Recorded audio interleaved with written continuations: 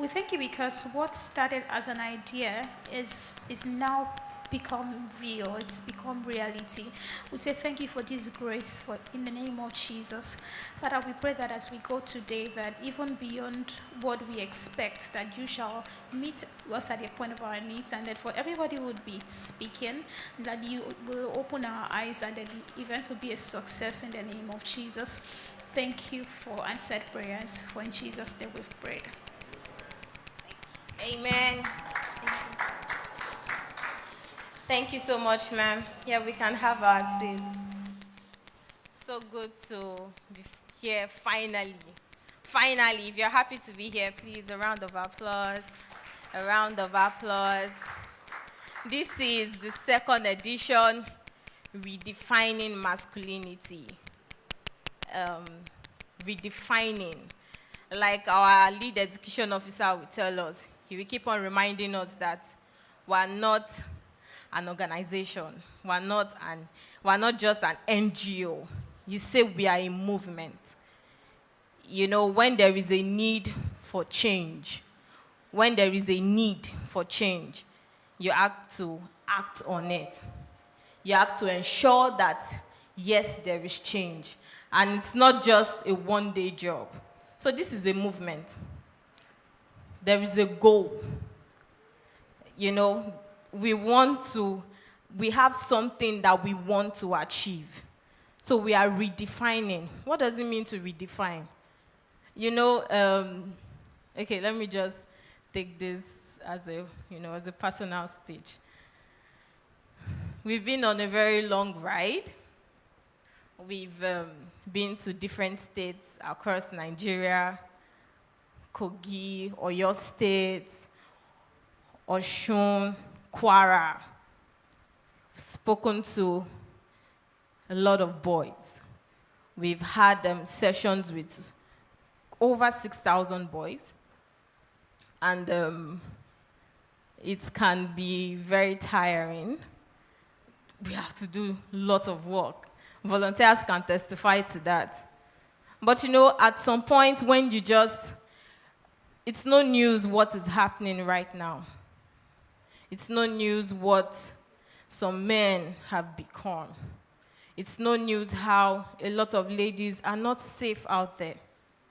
And you know, at the point when we just see something on social media that, you know, someone did this and that, then we just begin to share it on our platforms, and we are awake again. We can't get tired. It's a movement. We'll keep on going.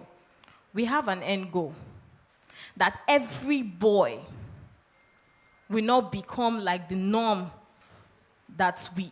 not become like the things that we see right now in men. Some men they are now like a lot of burden. So the goal is to raise men, solid men with great mentality, solid men that a lot of women, every woman can feel safe around. So we are going to get to every boy. We are redefining masculinity. We are reshaping the right content, the right words, taking these these beliefs around from one school to another, from one generation to another. BQA volunteers, are we tired? We can't get tired. We have an end goal, and we'll get to it. This is the second edition of Redefining Masculinity. I welcome everybody. Thank you so much for making out time to be here. And to everyone watching us online, thank you. You can do your part by sharing the links. Put it out on your different platforms, your Instagram, your Twitter, WhatsApp story. Let everybody join in. Everyone has to hear this. Everyone has to hear this. Yes, we say the movement is for the boys. It affects everyone. These boys will grow up to be husbands. They are brothers, you know. There will be nephews. There will be uncles. So it affects everyone. we have viewing centers across. You can check our Instagram page and you can just walk up to one or just take the link and watch us online. Thank you very much. A round of applause as we open this event. Thank you. A round of applause for her one more time. I need a resounding one. Come on, come on, come on. Hi, everyone. Good morning. All right. My name is Tinola, and I'll be hosting you guys today. I'll be your host. Hi. All right. Very quickly, I want us to welcome some of our guests, and as we're welcoming them, I need us to wow the light. Okay. So as we're calling their names, I need us to appreciate them because it is easy for people to leave whatever it is. You know, we thought today was going to be a holiday, right? As our last night, what is wrong with Boo Boo? Be sharp now. You understand? Declare tomorrow now, but unfortunately, it is what it is. We're in Nigeria. All right, I want us to put our hands together for Usman Imana. Come on, put your hands together. Wherever you are, could you please signify so we can welcome you? Rise, please. Usman Imana, come on, everybody. Put your hands together. Thank you very much. You're welcome. Yeah, you can sit. Thank you very much. I want us to welcome Victor Fatomi. Where are you, sir? Mr. Victor Fatomi. Come on. Put your hands together. I like your hair, though. But if I open this thing, you know, thunder has fired my own. Right. Thank you very much.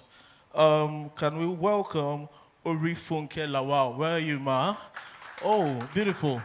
Beautiful. A resounding one for her, please. Come on. Come on. And can we welcome my boss, my brother, my colleague in ministry, my chairman, my egbon, my friend, my partial confidant, my... Should I continue? It's a lot. Let's welcome Mr. Solomon Jede Ayodele. Come on. I thought it was going to be louder than that. Come on. All right. One more being. I would have said person, but it's not a person. One more being we would recognize here is our maker. It's not Sanwo-Olu. Is the one, is the reason we are here today. Is the reason you and I are breathing without ventilators. Is the reason you and I have survived COVID. Is the reason you and I have survived Nigeria. Eh? There was a tweet I saw the other day. They were like, "Air fire is too much. Nigeria not it da." I don't know if anybody saw that. But then, God is the reason everything is happening well for you and I. Let's put our hands together for the Messiah, Yahweh, the King of Kings, the Lord of Lords, the Lion of the tribe, the one who has made it possible for you and I to be here today. Thank you very much. I'll ask a question. I'll throw this question to a man and then a boy, right? Well, I mean, if you remember that band, then Boys to Men, you know the thing, you know, in a split second from the boy, you enter the man zone. Well, all right, I'm going to ask a man. I might start with Mr. Usman. Pardon me, please. Sorry, putting you on the spot. What does it take to really be a man? What do you think? Or your orientation about being a man and now.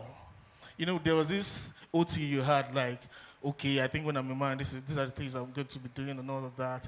And now, is there any difference? How has it been like? I want you to just say something in 60 seconds. Thank you very much. Good morning, everybody. So being a man in this generation and being a man in the past, they are different, in my own opinion. For me, I would say that there's really no much difference in being a man or a woman in this generation. The basic thing is being responsible. So as a man, you need to be responsible for a lot of, you are responsible for a lot of things. So understanding that responsibility and knowing that it is not necessarily driven by your gender, but what you do, how you impact the people around you is actually what makes you a man, not necessarily because you are of a particular sex or not. My opinion again, and I don't have to be right, but it's just how I feel. Thank you. A round of applause for Mr. Usman. So, I remember something, I just want to say it very briefly, that, growing up, I don't know, but growing up, we used to have this strict parents. They used to have this way, they would give us hard reset when you are drifting and all of that. And then, some of us now that are married, and then they touch your child and you're no, no, no, no, no. And then it's different. So there's this feeling I usually have, like, what's happening? Do you get what I don't know if anyone understands. If you have children or you have siblings, do you understand? Like, there's this disconnect. Like when we were growing up, if you dare go to, we don't watch TV now. You had this black and white TV where you use Lucozade Boost nylon. To, some of y'all don't know, right? You now watch smart TVs with Netflix in it, connected to Wi-Fi. They're not born you way. I'm part of my language though. But do you understand? Then there's this black and white TV, then you have to turn pa, pa, pa, pa. If you miss the channel, you have to start all over. Do you guys understand? They can't even answer. Please go and ask.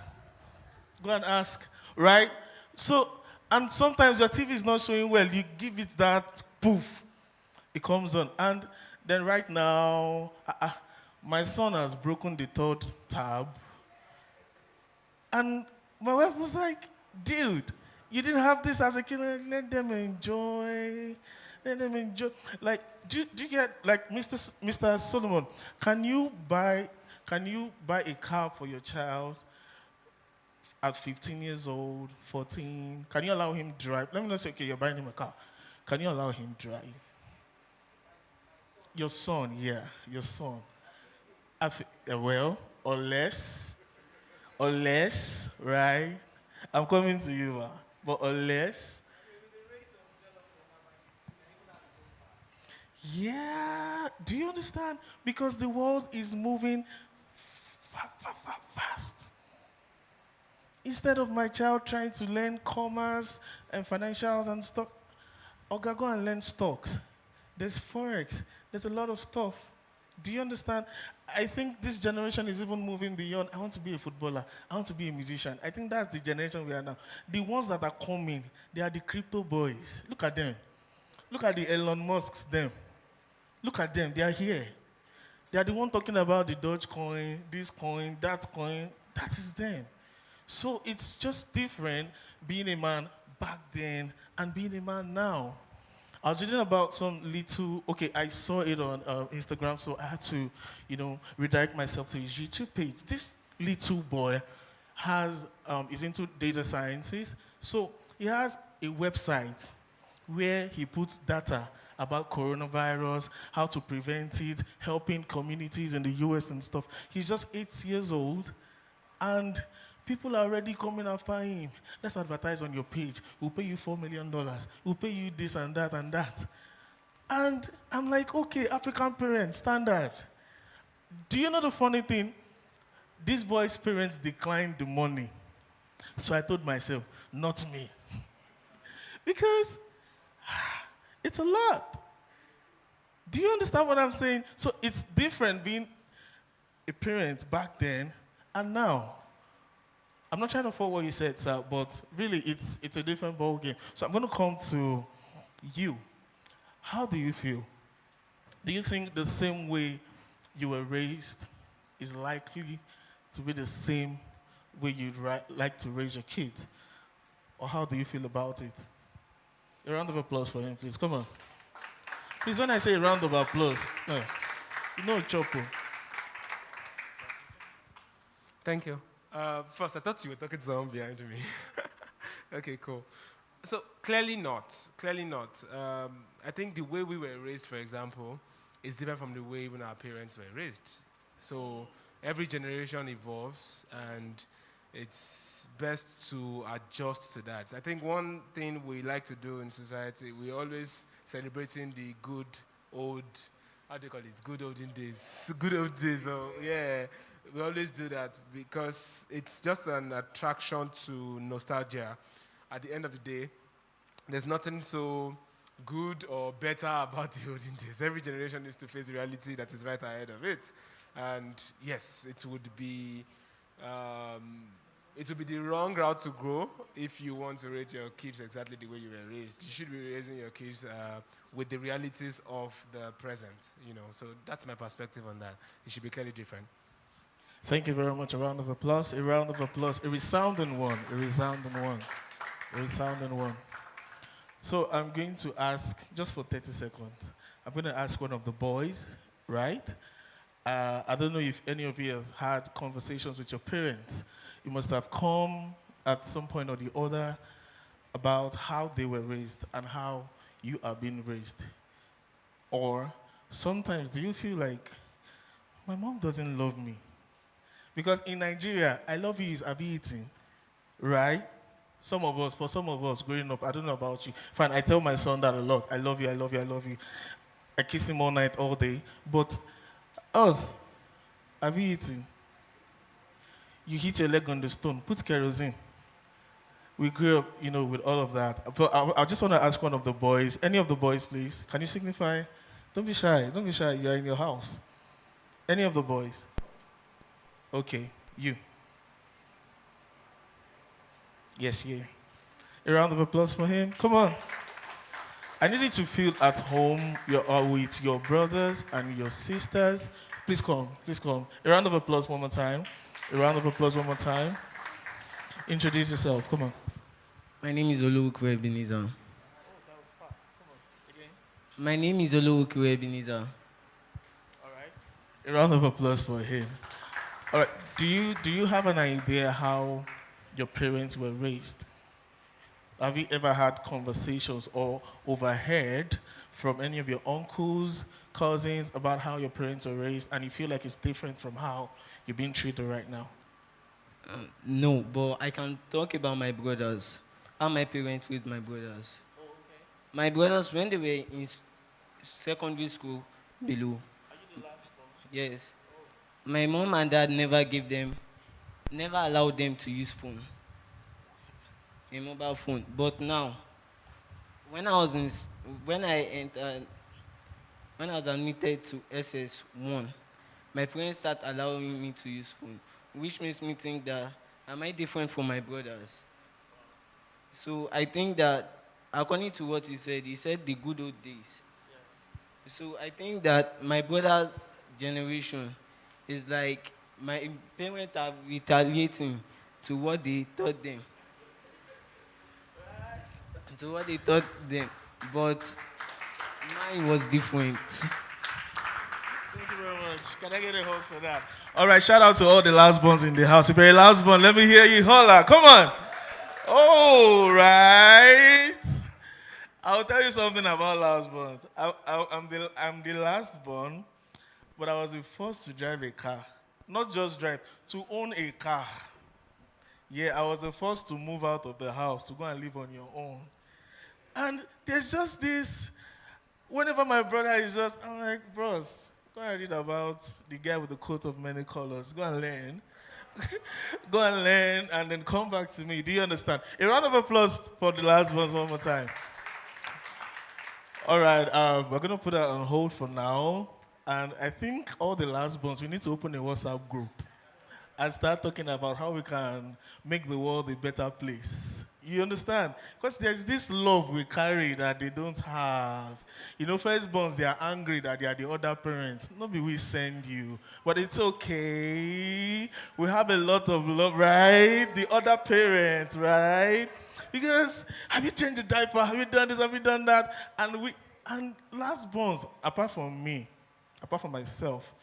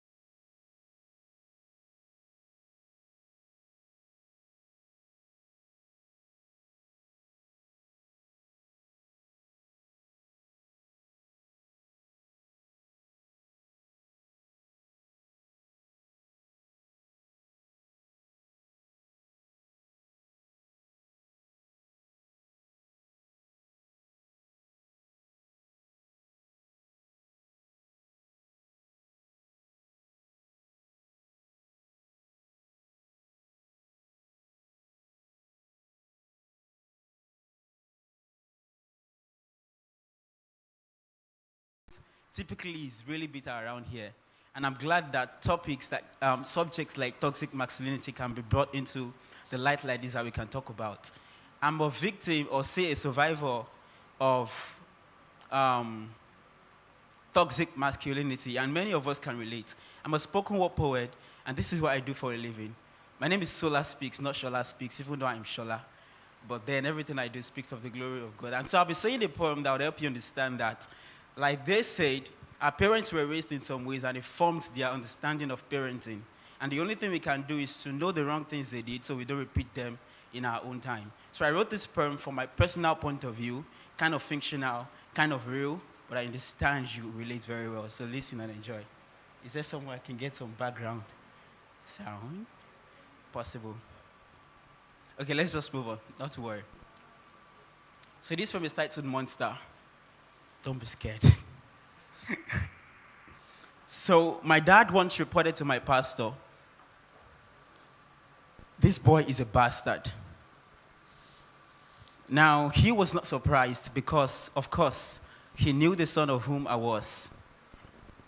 I was there in a poorly lit corner of a 4-bedroom flat living room, hands trembling and eyes teary, resembling a poor lost puppies, popping out of my socket as I watched this man, who had once wooed my mom into muting other men, marrying him and making babies with him. I watched this man try to pull the hair out of my mom's head, lock them into dreads, hands on her breath.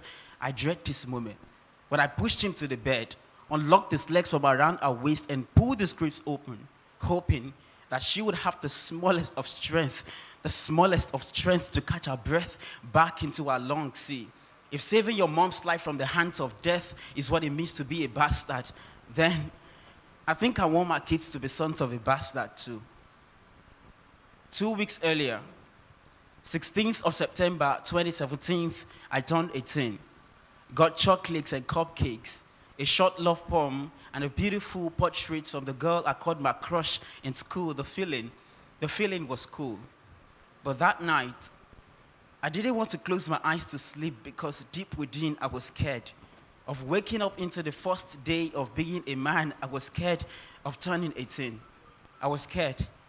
At the girl who invited me to feast with her family on Friday night would someday have her face facing my feast. I was scared. At the girl who crushed on me would someday be crushed by me, leaning on crutches rather than leaning on me. I was scared. At the first step to becoming a man is becoming a monster. Or the first step to becoming a monster is becoming a man. All the blood-sucking beasts around me had beards, and I was already growing a mustache. I was scared that the bigger your body becomes, the smaller your heart becomes, because you can't take the innocence of a boy into the adolescence of a man. I am innocent, but I am my father's son, and I know the tendency of genetic sickness, so please forgive my weakness. I know someday my dad would see this poem and turn to the next man aside to say, this boy is a bastard.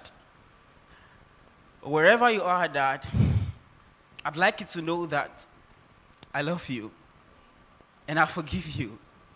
Not for the wrong things you did, no, but for the right things you couldn't do. Dad, 27th of January, 2002, you had just returned from the state's capital with money and food. My mommy was there in the kitchen, frying the chicken you had brought, and we were gisting with the men on TV when we heard boom, and another boom, boom. Moment after then, I found my small hands locked in the safety of your grip. My brother was balanced on your back. We were running. Fire was falling from behind. I was calling on my mommy. We were running. Fire was falling from behind. I was falling in love with you, Dad. Because the same hands that formed the fist against my mom's face came back to form the grips that kept our son safe. Dad, I forgive you. I forgive you. Not for the bad things you did, no, but for the good things you couldn't do. Dad, last summer, somehow,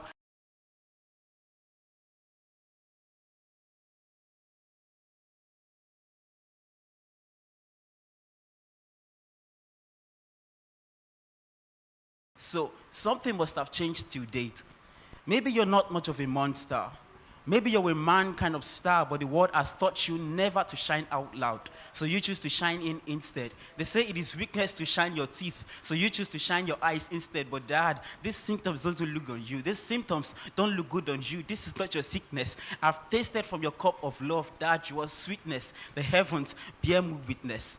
For goodness sake, you paid so much as a bride price. Why should you pay more attention to the world when they try to teach you how to love your wife, how to live your life, Dad? I know right now, I sound like a 4-year-old boy trying to teach his dad 3 ways to make babies. But I may not know 2 ways to make babies, but I know 1 way to make a difference. It is to be different from the world. The word says a man is never allowed to cry in public, except he does it calmly. And no matter how hot you feel you need help, just stay cool and collected. That's exactly how to be manly. But sadly, or gladly, even Jesus wept. Even Jesus swept his father's house clean. So explain me how my sister has to be the sweeper and the husband to be only has to learn how to sweep her off of her feet. Explain me why a man should not sweep the same ground he will someday sleep. Explain me these things. Last Sunday, my dad backed my baby sis to fellowship, and the world went like, maybe he's caring. But if he dares do it next Sunday, the world begins his staring. From the man on the ceiling to the woman on the steering, and it's scary. How a man is allowed to carry the whole world on his shoulders, and they call him strong. But when he chooses to carry his own little daughter, they call him wrong, or weak, or soft. But we need more soft places to use our strength, in carrying our daughters, in feeding our sons, in wiping our tears. I'm tired of cuts and tears, tired of wiping my mom's tears and blood. I'm tired of wiping my mom's tears and blood like the woman with the issue of blood. I'd leave you with this word. If we do not allow our boys shed tears when they need be, they would grow into blood-sucking beasts, shedding blood. Believe me. I know someday my dad would see this poem, maybe on TV, and turn to the next man aside to say, this boy. Thank you very much. I'm Solar Speaks. I hope that blesses you.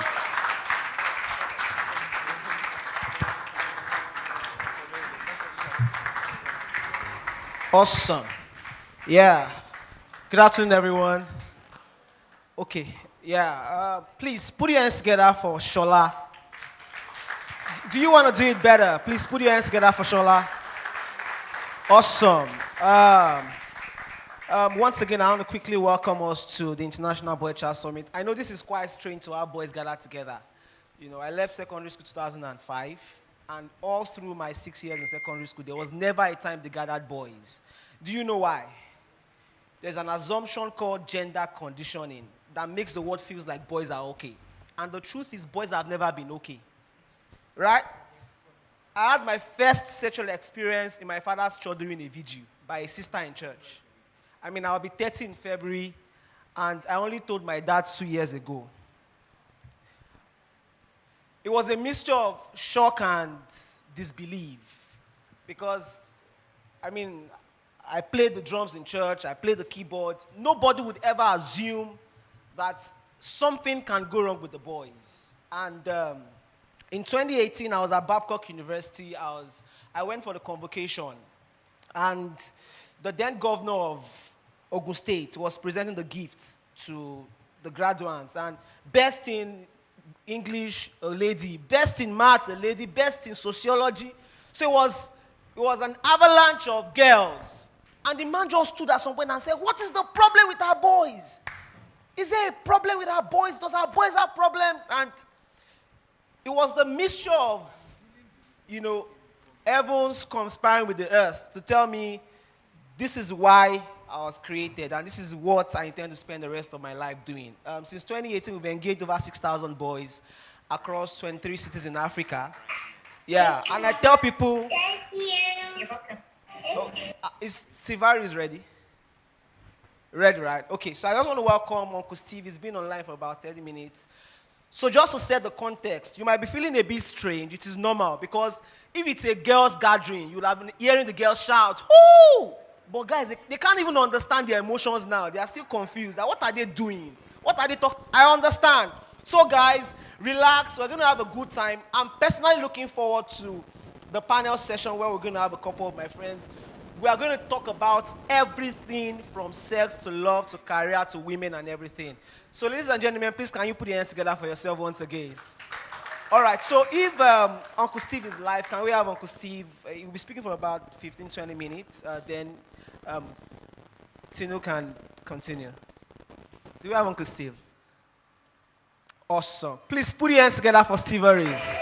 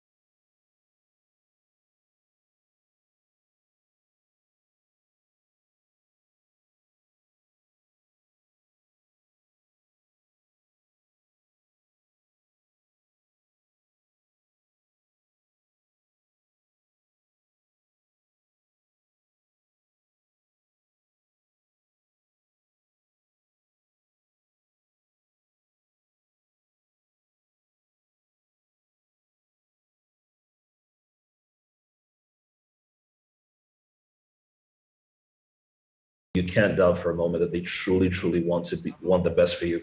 You know, I'm a parent now. I have a 10-year-old girl, and you know, as far as I'm concerned, I want us to be the very best. You know what I mean? And sometimes as a parent, I have to consciously remind myself not to project my dreams or my failed dreams upon her, because you know how it is. I don't know, for those of you who are in high school right now, you know, your parents will tell you, oh, I want you to be a doctor, I want you to be a lawyer, I want you to be an engineer. Meanwhile, you want to be on TikTok. And your parents are like, what the heck is that? What that, you know, listen, I want to be, you know, I want you to be a doctor and a lawyer, simply because, you know, sometimes your parents, maybe your mom or your dad, you know, probably had this idea of going to medical school, but they didn't pass biology. Do you get what I'm saying? So because of that, they definitely couldn't make that happen. And so they're like, listen, you know, if I can't make it, one of my family members has to make it. So sometimes what happens is, you know, as parents, we pass our ideas on our children because we want our children to be extensions of who we are. But one of the things I want you to remember as a boy, going to become a man, is you have to forge your identity. And don't let anybody tell you different. You're not too young to be great. You're not too young to be great.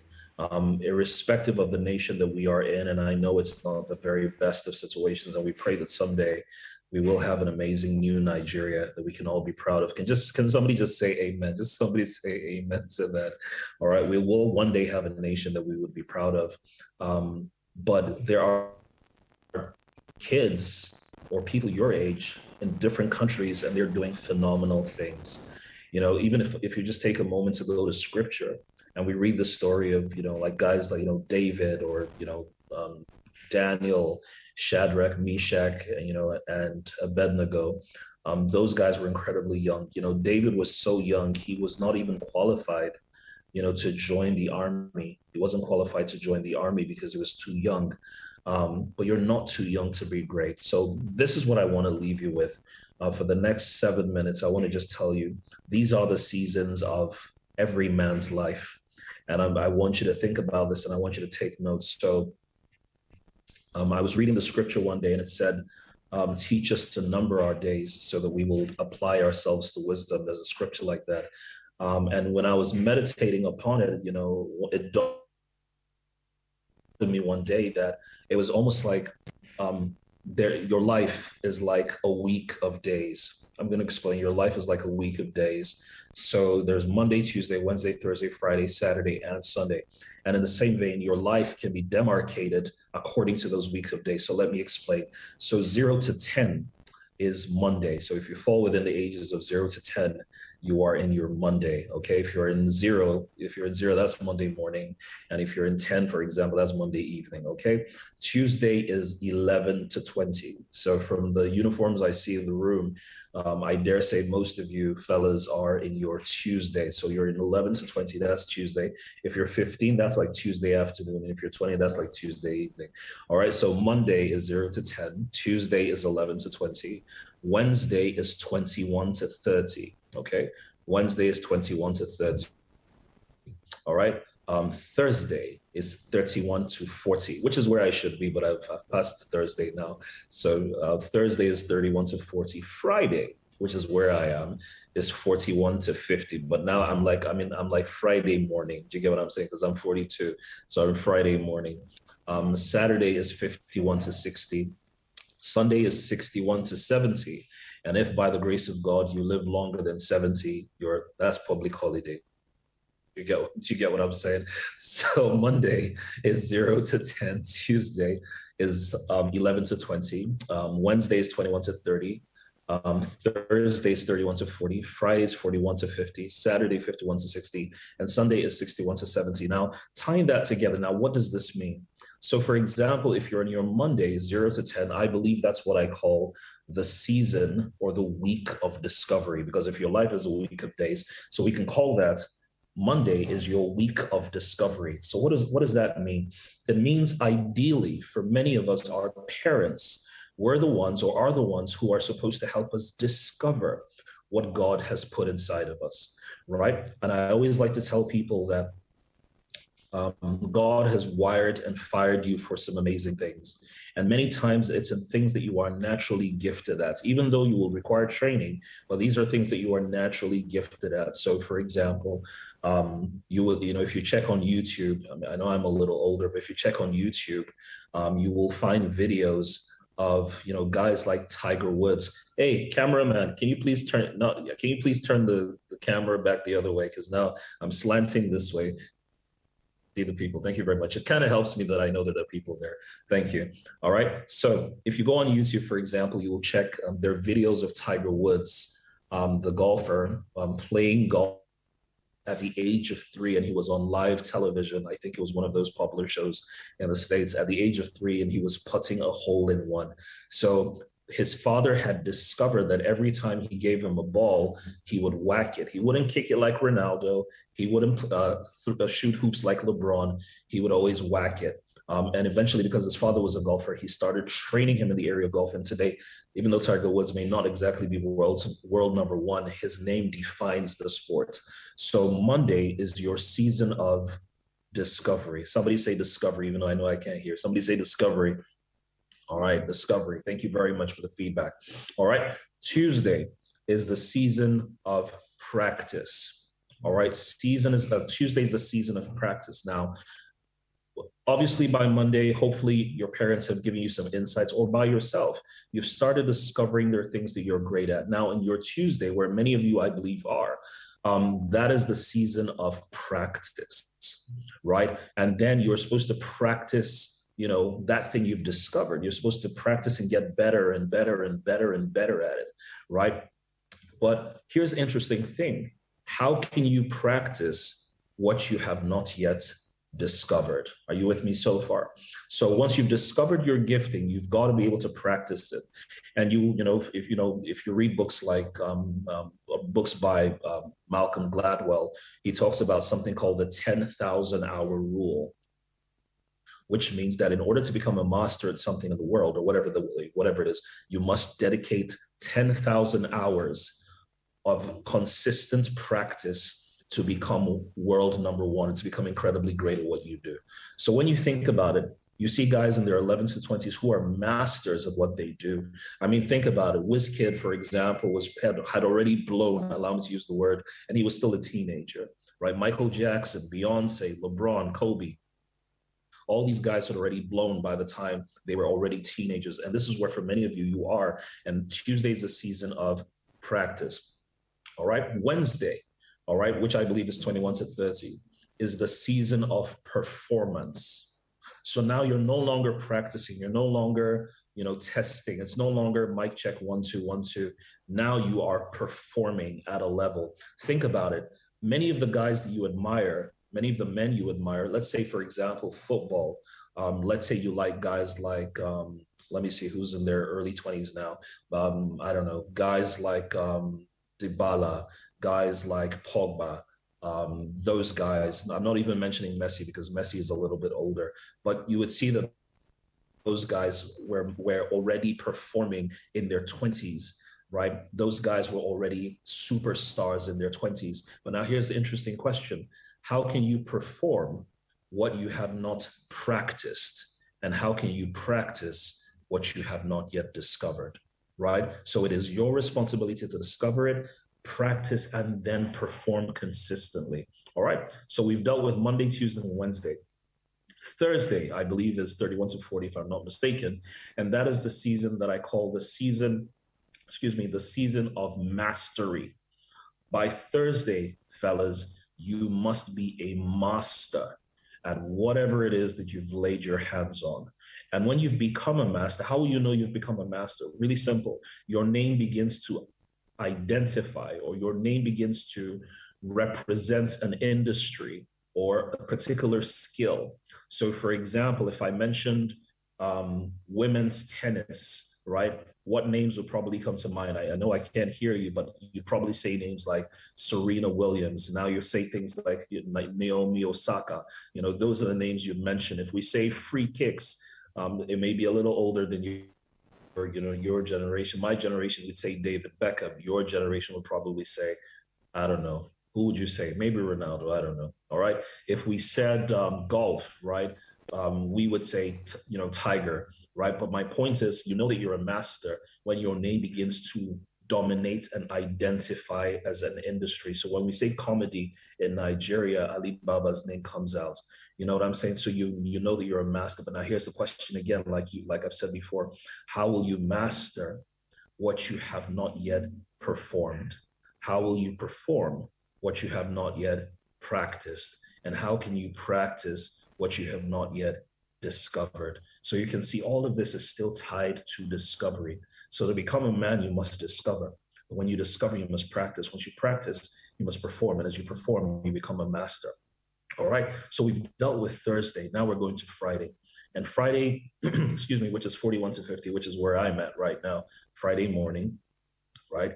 You must become, excuse me, you must become what I call, you must mentor and multiply. So Friday is the season of mentoring and multiplication. Now, here's the interesting thing. This is the cheat mode, fellas. This is the hack that nobody can tell. Nobody will tell you. You don't have to wait until Friday to become a mentor. You don't have to wait until Thursday to become a master. In fact, you can be in your Tuesday and already start mentoring people. You can jump levels, right? So you don't have to wait until you get to my age, 42, and say, okay, now I'm 42, finally I can master. No, you can actually be 17, 16, 18, and you're already a master at your craft. And it's very funny. You can actually be 42 or 45 and you're just discovering. Do you get what I'm saying? So the responsibility is on you. So your growth as a man is not predicated on your age. It is predicated by your stage, okay? It's not predicated by your age, because you can be 42 and still practicing what God has given you to do, or you can be 18 and already fantastic as a master. Don't forget, by the time David was history suggests that David was under 18, maybe about 16 years old when he killed Goliath. But by the time David had already killed Goliath at the age of 16, 17, right, people were already saying that Saul has killed his thousands and David has killed tens of thousands. Now, what does that mean? David was he was a teenager, but people had already accorded him the respect of a master. Are you with me so far? So Friday is the season of mentoring and multiplication. Saturday, all right, 51 to 60, is what I call the season of recreation. All right, I didn't say recreation as some people call it, it's recreation. And I don't mean that from an entertainment standpoint.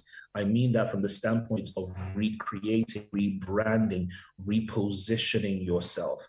So you would see guys who got to this age, for example, you would see maybe a Bill Gates, who was CEO of Microsoft, and he was doing very well. And he got to that stage and he decided he needed to recreate himself. So he moved from an IT guru, as the case may be, and he started becoming a humanitarian, started trying to solve diseases like polio and malaria, set up the Bill and Melinda Gates Foundation, and focused on recreating himself.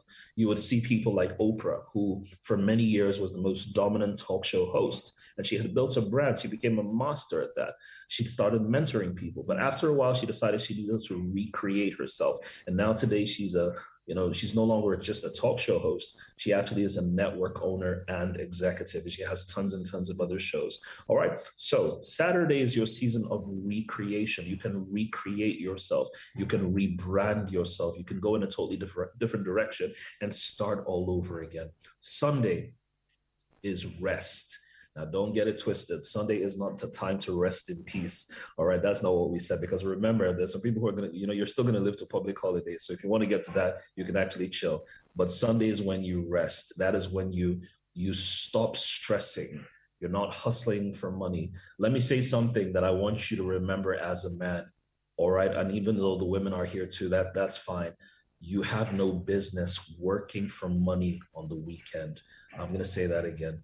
You have no business working for money on the weekend. So my point is this: I'm not saying you're not going to make money, but I'm saying that your motivation is no longer about, I need to hustle, not say hustle, I need to hustle.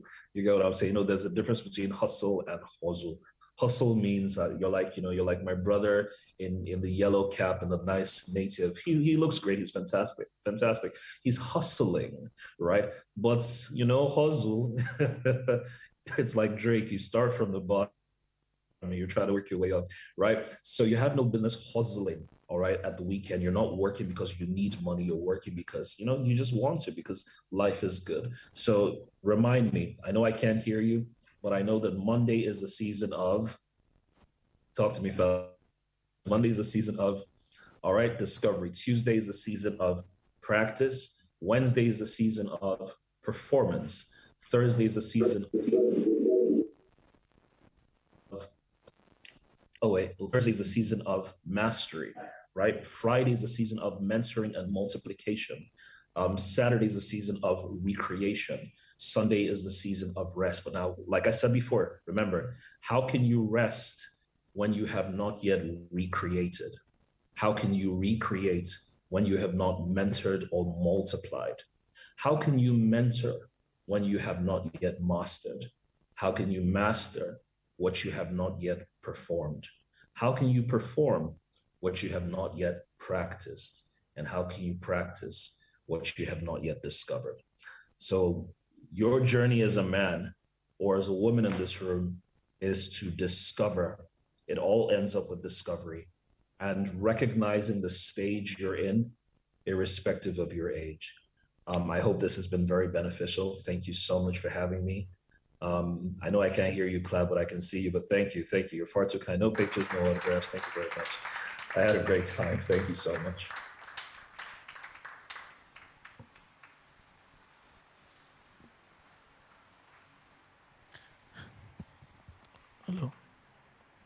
Hello. A round of applause one more time for Mr. Steve Harris. That was mind-blowing. That was excellent. I mean, I could feel excellence in every word spoken by him. A round of applause one more time. A round of applause. A round of applause. Come on. Let me hear a resounding one, guys. Come on. Come on. Thank you. Thank you, guys. While that was going on, while Solomon was giving his speech, some people of Timber and Caliber came in, you understand? And Yoruba people will say, in your to Timber, like someone that's got weight. Yeah. Right. So I want us to welcome with a resounding round of applause with Jesus Joy, right? Pastor Ayodele Kenneth. Come on. You're welcome, sir. I think I was the one speaking when he came in, and growing up in the Christendom, I heard, though I don't know, that when you are with the microphone and a man of God comes in, your prayers have been answered. And my prayer today was that, Father Lord, 10 million naira. So, Daddy, please, before you go, did you hear that? A round of applause. I'm 10 million naira richer, guys. They are beefing, no. What's happening? Clap for me. I'm 10 million naira richer. Thank you so much, guys. All right. We also want to welcome Mrs. Christina Shonami. I don't know if I'm pronouncing that well, but please pardon me. Shoname. Where's that from? Nigeria? From the abroad? Where in Nigeria? Wow. Auntie me. Okay, a round of applause for her one more time. A round of applause. All right. Right now, I'm going to bring Solomon up, right? Because I tried to introduce Solomon the other time. You guys didn't get it. So, but there's a slang that says, if you don't get it, forget about it. Do you understand? This is not a generation to explain, right? Well, Solomon is one of the young guys that I look up to. Like, I just see he's not married though, but no problem. And I know that when it's time for him to get married, I'll give him past questions. I'll give him key points. And like this, we do. Do you understand? So I remember when he was talking about, being a man, you cry. I'm a man, I have cried as a man, not as a boy. As a married, I have cried. Sometimes life will just hit you, and you're like, so this is adulthood. I'm not doing it again, no. You people didn't tell us. You didn't tell us that this is what is coming. So I'll just crack this joke. It's not a joke. It really happened. So there was this Friday evening. I was coming from work, and I think I had one small cash. Let me not mention the amount, but very small cash. So in my mind, there's this pepper soup I was craving. Okay, we'll go here. From there, I'll just go home and all of that. So very close to the house, my wife just called me. Dear, can you just buy 2 cans of Enfamil on your way home? Okay, if you don't know Enfamil, I'll tell you. Enfamil is baby food. And one tin of Enfamil is like 14,000 naira. Then, can you buy 2? I'm like, do you even know if I can afford 1? She's like, just buy 2. We need 2. So, okay. With Jesus' joy, I walked into the supermarket. Enfamil is not 14K again, no. It's now 16.5. Okay, bring 2. So when I got home, remember I said, on my way home, I'll branch where they sell pepper soup. And okay. So I got home. I could not buy pepper soup again because you can't do big boy now. You're married. Yeah, this thing is for all of you, not just you. So I got home and I was like, okay, can I get custard? I can't remember what I asked for. She's like, there was something that was not just in the house. And I just flared up. This thing is too basic not to be in this house and all of that. Later, the Holy Spirit just said, now that pepper soup they do. Do you understand? So being a man, it's a lot. It's a lot. And I've learned so much from what Mr. Steve Harris taught us. And I hope it's going to help most of us recalibrate and really relaunch. A round of applause for Mr. Steve Harris one more time. So, in the same vein, put your hands together for Mr. Solomon Jedi Ayodele. I shall bring him up. All right, thank you very much. Thank you once again. So quickly, I'd like us to celebrate. We have about, I think, 8 viewing centers. Now, I know we have 2 viewing centers in Medjugorje. Can we please celebrate them? They're watching us online. We have a center in Akure. We have a center in Ilorin. I know we have about 8 centers. There's a center in Zimbabwe too. Harare joining us live. Please, can we celebrate the guys joining us live across the center? So I'm just going to, I was supposed to play a video, but I'm not sure if the audio thing would work. But I just want to share a few thoughts with the guys this afternoon. Please, can you celebrate my board chairman, Dr. Ruby? I intentionally call her chairman. Do you know when a woman is like a man and a mother to you? Please celebrate Dr. Rubio. You guys are not celebrating her well. Amazing woman. Please, can you celebrate Pastor Ayo? He's a member of our board too. Mr. Usman Mana. Mr. Usman promised me money, but he has not given me. Please, can you celebrate Christina, the wife of my amazing friend? Our husband is always threatening me to get married. Please celebrate Victor Fatomi. He's the senior partner of Fort Canvas. Please, Orifunke Lawa. Amazing. Thank you so much. Please celebrate Joy, Shola.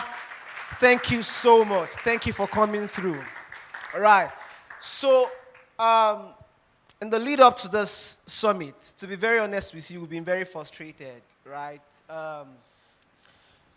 About 5 or 4 days to the summit, we had about 200 students, already registered and all of that. We're supposed to have a physical session and all of that. Then federal government came up with, boom.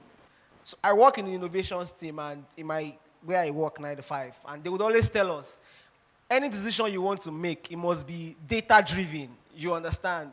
But Nigeria is the first country I would ever see where we just make a decision, bam! I feel like someone would just wake up somewhere and feel like, people are walking around too much, just lock them down. So I'm not disputing that there is, right? So the whole information sort of upturned all of the plans we had, and here we are. We had to reduce the number of students about 45, thereabouts. Some of the sponsors who had promised us money, as I'm speaking now, we are still expecting their we're still expecting the alert. In fact, there was a lady from a bank in Nigeria who told me that, how can a man be doing gender stuff? And I told the lady, it's not like I don't have a job. I work in a bank, so I have money. But you know the way these things are. So to be very honest, it's been a frustrating journey. And it was as though Ruby saw the state of my heart this morning. I was in a phase where I woke up around 4 a.m. to pray and all of that. And I was, in a space where I was thinking, a part of me is so tired, a part of me is so excited and all of that. And she sent a very encouraging message to say that, see, once we keep our eye focused on the goal, we're going to get there. And the truth is, my biggest desire in this one life that I've come is that my kids, if I ever get to give birth to a lady, a girl, she won't have to raise a placard of #justice for somebody. Because the truth is, whether we complain from today till tomorrow, the solution to the gender-based violence we're currently facing, right, is either we fix men or we build boys, right?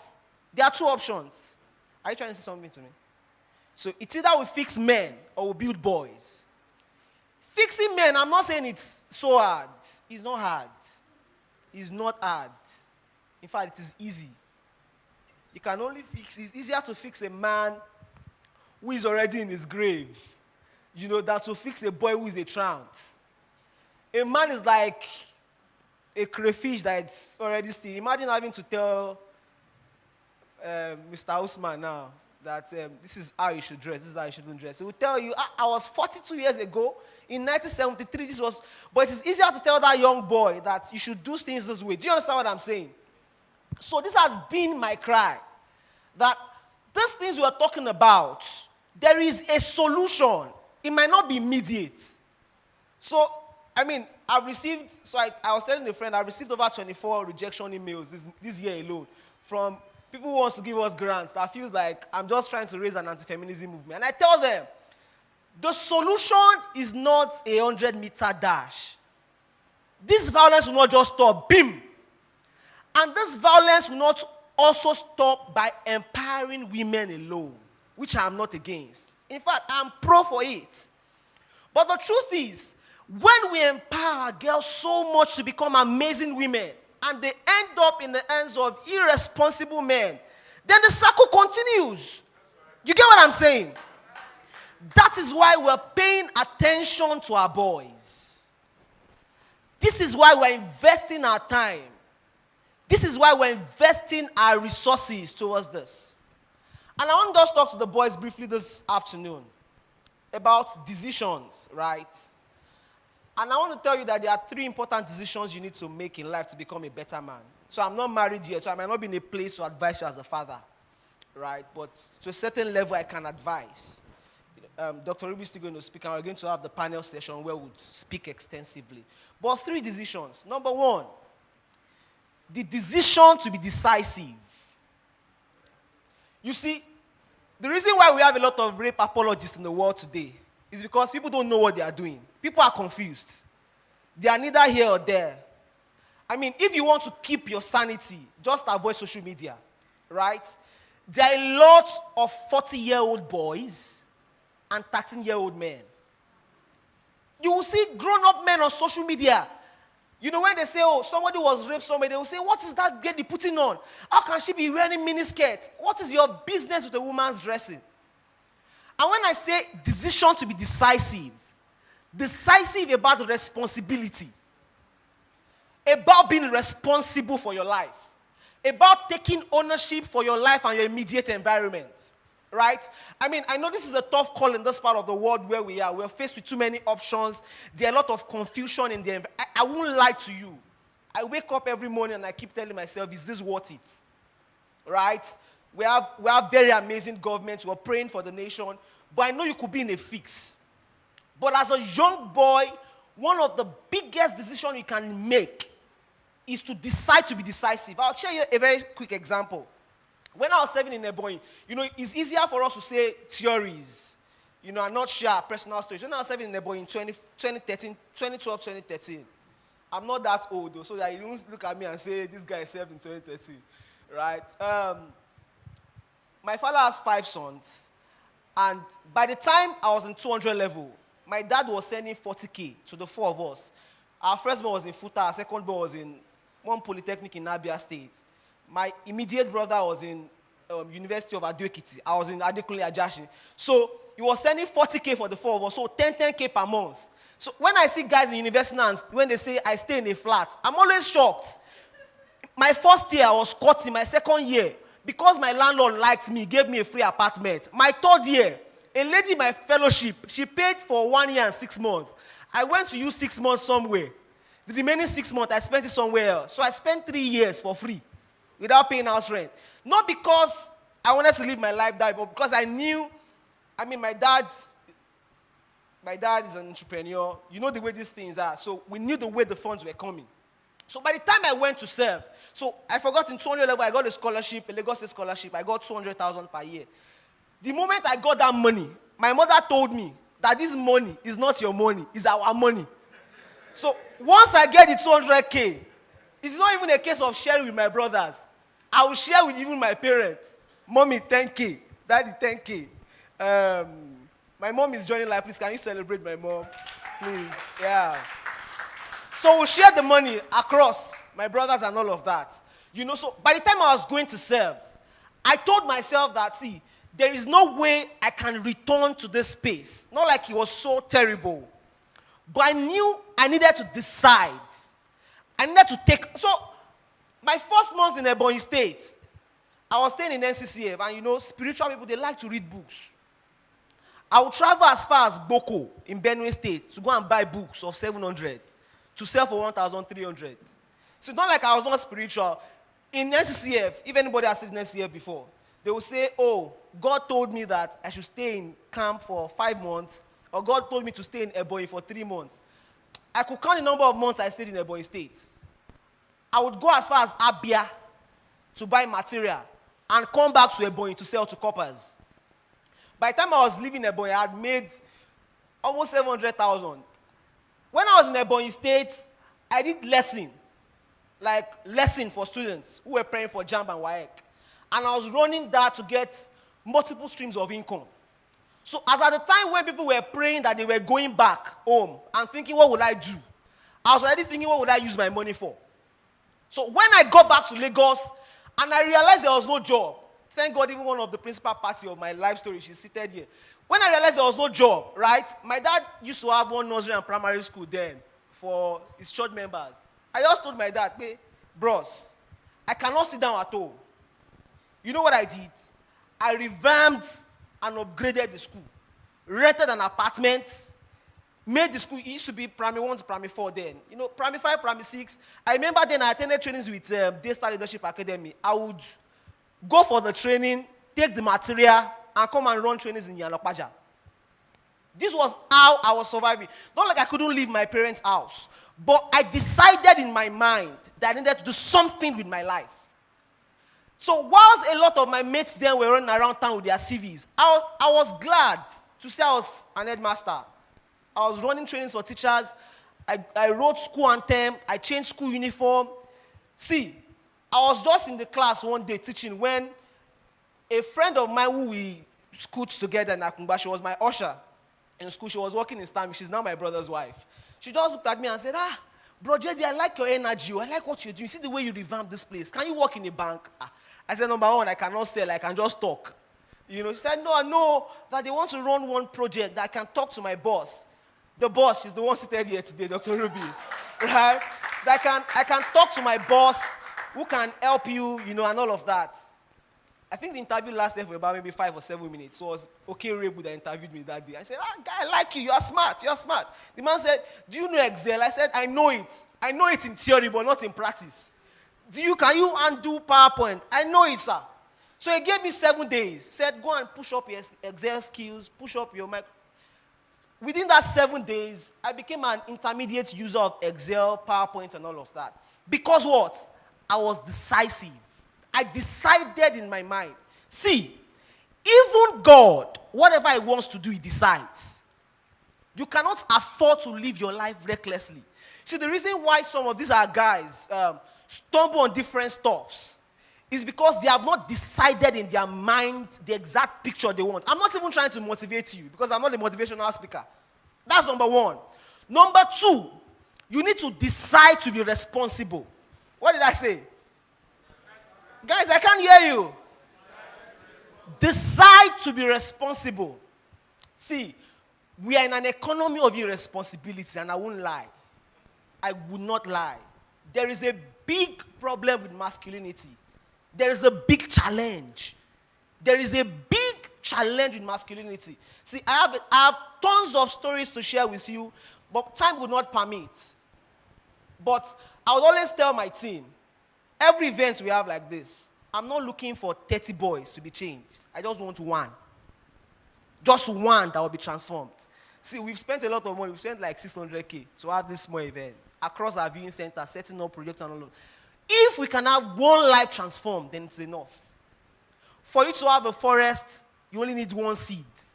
I just need a boy that will decide today that in this generation, I want to be responsible. So when I mean responsibility, I mean being responsible for your life. Taking ownership for your life, right? If you want to know a boy from a man, a boy would always blame everybody for everything happening to them. So why are you dirty? It's because my mommy. Why don't you have money? It's because the economy is bad. We understand the economy is bad. Why can't you speak good English? It's because I attended the bad school. You must be able to take responsibility for your life. Be able to take what? Responsibility for your life. I was having an interview with you 2019. I was nominated for the Nigerian Prize for Difference and Diversity.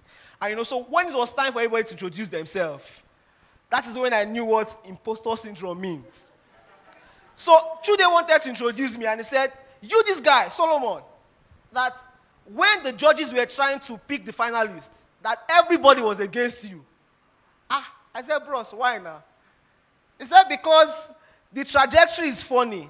That you work in a bank, you are not doing gender stuff, and you've said you've engaged over 5,000 boys. That in fact, there is something unusual about the fact that a guy is doing gender-related stuff and all of that. And I told you that, and I said it's simple. I've just decided in my heart that I will take responsibility for my life and my generation. See, let it be said, right, that in my own time, that at least we got 10 boys who became men and became responsible. At least we have men that will stand against. See, the truth is, you guys might not realize the depth of the problem we have. You guys might not realize. Have you imagined a girl sending out a tweet to say, I'm looking for a job, and a guy sends him a message to say, oh, come get a job somewhere, and the guy picks up the girl, rapes the girl, murders the girl, buries the girl in a shallow grave? Can you imagine that kind of man? Let it be said that we would have one man that would stand. So when I say stand, if the voice of truth is louder than the voice of darkness, we would overshadow it. Have you ever had conversations when they talk about when women are raped, and you hear men speak? What did the woman wear? How is she dressing? Some of those conversations are things that responsibility can do what? Can solve. And finally,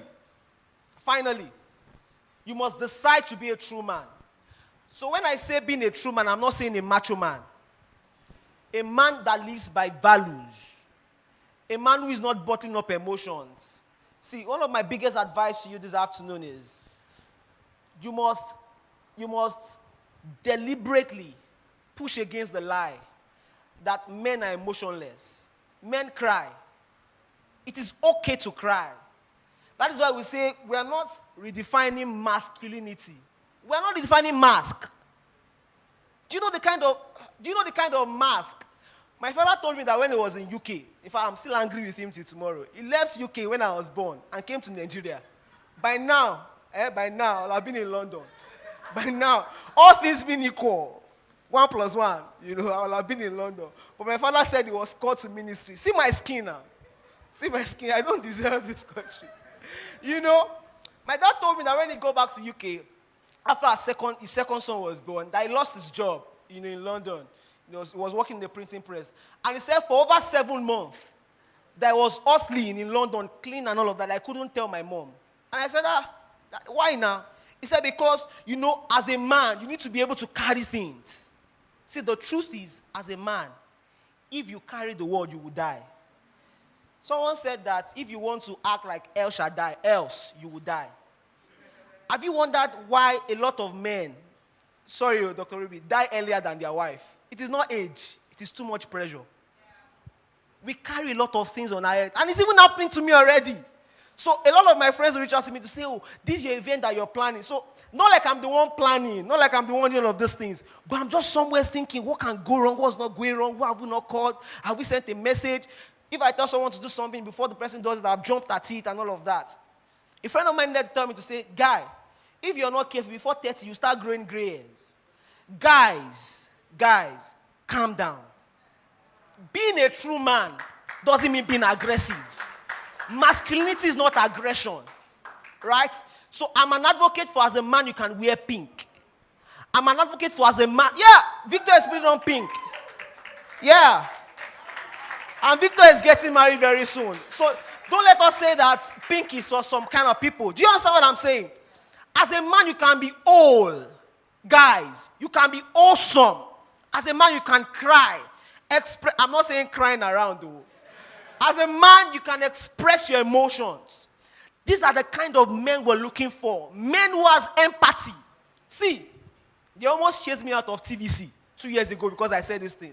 I said one of the problems we have in Africa is because we have not tested more women in the aims of leadership. I tell you why. A lot of men we have at the aims of leadership, they are unempathic, if there's any word like that, and very wicked. You see, a woman will not see this nation go through this stuff, and not something except a woman that has, there's an assumption that women have this empathy. As a man, we must be empathic too. Till I got to GS3, my dad was giving birth, or was birthing me, myself and my 3 brothers. If I'm sick today, see, I'll be 30 by February. If I'm sick today, my father will drive from Yanokwaja to Yaba to come and see me. Those are the kind of men who can understand their sons, men who can listen to their sons. See, our fathers may not be the right templates, right? We hold them responsible for their mistakes, but our sons will hold us responsible for our mistakes. I'm challenging you guys today. If there's anything you will decide to do, decide today. Then this generation, where irresponsibility has been democratized, that I will be a man, not an aggressive man, but an awesome man that will stand for change. Thank you very much and enjoy the rest of it.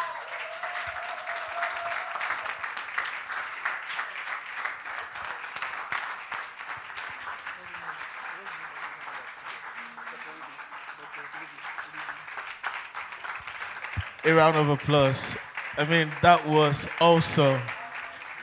Boys, can you guys be on your feet? Can you guys give Mr. Solomon a round of applause? Come on.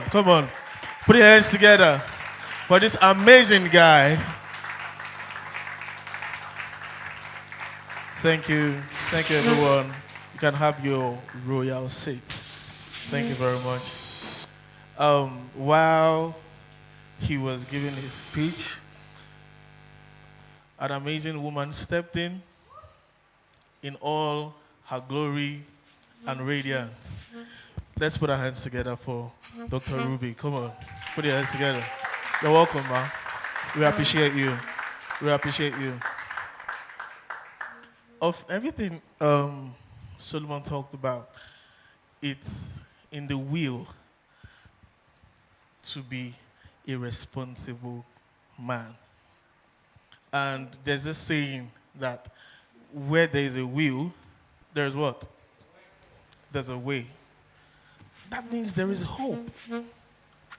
There is hope for you and I. For this man, there is hope. There's a lot of it. But there has to be the will that I might not be able to make so much difference, but for me, I'm going to be a responsible man. Not just a responsible man, but a responsible friend, a responsible father, a responsible brother, a listener, and everything that comes with it. You're going to turn to somebody and say, where there is a will, there is a way.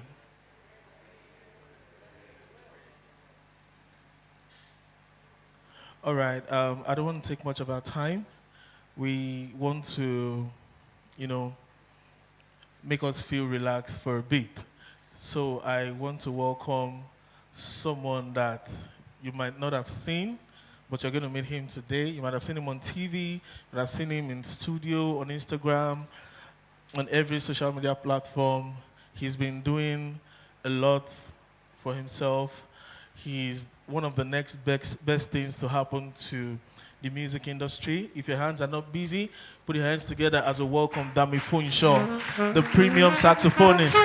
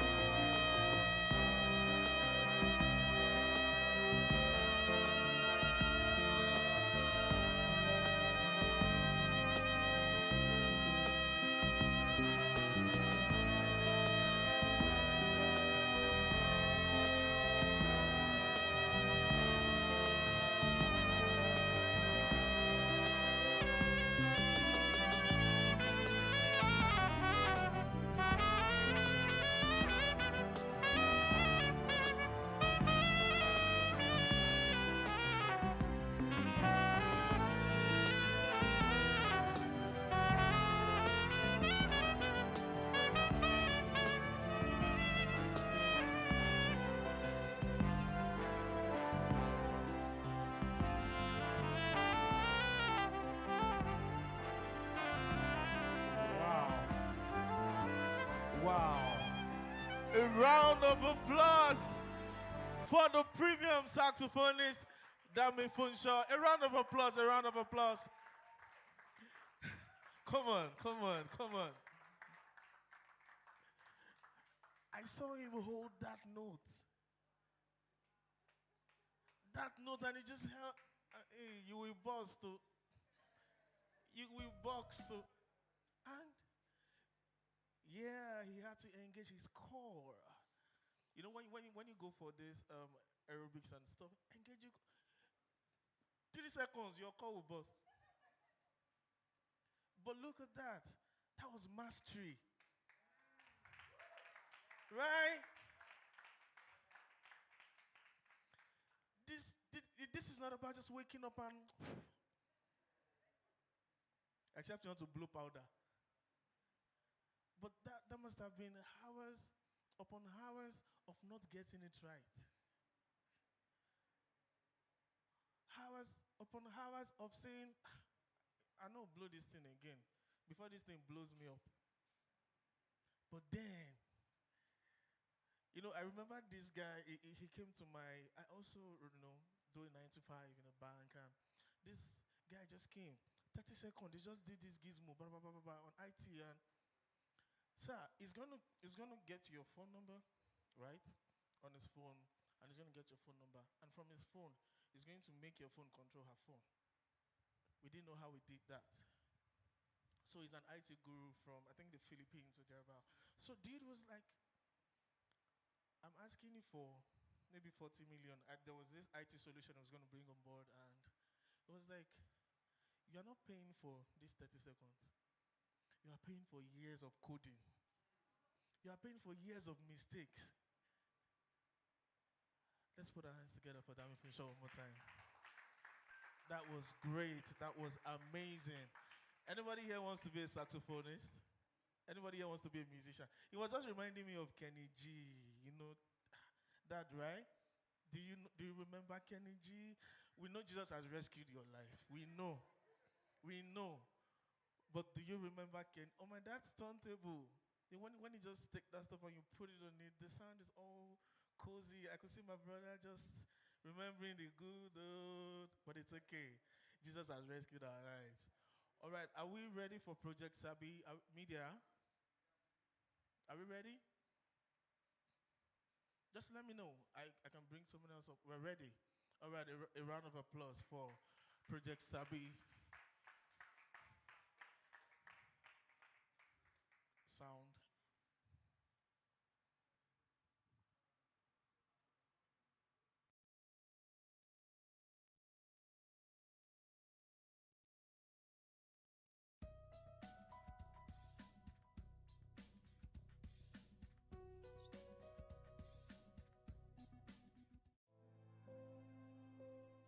If all men are not rapists, how about our brothers who raped and murdered Uwa? I was born and raised in Adialu, Yanokwaja, Lagos. And I spent over 2 decades across the street of Agege, Mulero, Araromi, Kilani, Adebambo, Cocofield, Dokpemu, Agilete. These were the names that resound and the memory that defined my childhood. I grew up seeing the pains women are subjected to and what the society has defined as a norm. How we joked about the bias against women and girls, how we feel boys cannot be abused, how those terrible men subject their wives to recurring pains and horrors. I grew up in the streets where the response to domestic violence is humility. Don't disrespect your man. I grew up in the streets where the response to sexual violence is silence and prayers. When I founded BoyChild Africa in 2018, my principal goal was to prefer a proactive solution to the whining and the timeless complaints about the boy-child tribe. I believe boys can deliberately transit from boyhood to manhood, becoming responsible men, amazing fathers, accountable sons, and add value to the society. I really believe we can have better men. It's such a surreal experience leading my team back to my hood, to see women who formed my childhood, where we bought corn with pints, played balls with short knickers across different streets in Ogoluwa, Yanopaja, and even Adialu bus stop. Project Sabi for me is beyond just a project. It's our own contribution towards stopping the menace of gender-based violence, stopping the biases against women and girls, and of course, bringing to fore the needs and the challenges of the boy child.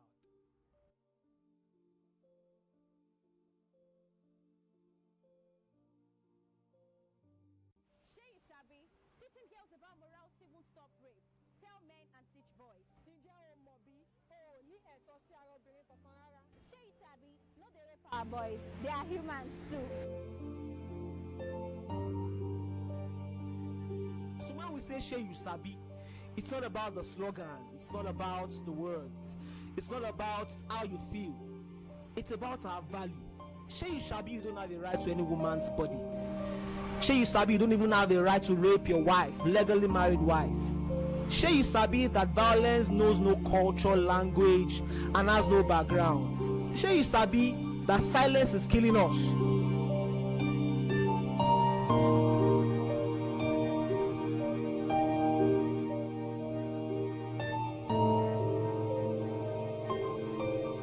Project Sabi. Project Sabi. Project Sabi. Project Sabi. Project Sabi. Shay Sabi. Shay Sabi. Shay Sabi. Shay Sabi. Asabi. I Sabi. No Sabi. I Sabi. I Sabi. I Sabi. I Sabi. I Sabi. I Sabi. I Sabi tori. Mo fi gbogbo ẹ Sabi. Mo Sabi dada. Yes o, mo Sabi o.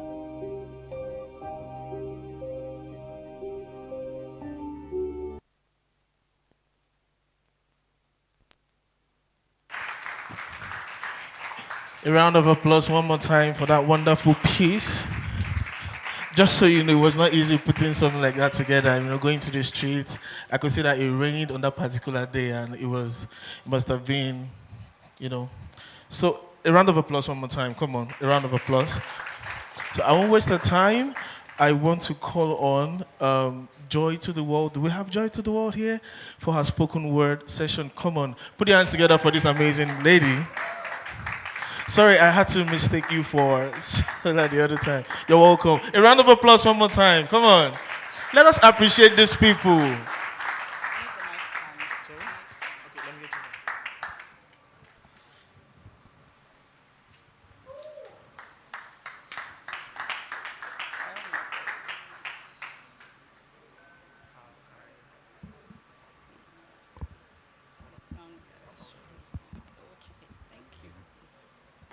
Thank you. Yes, this is fine.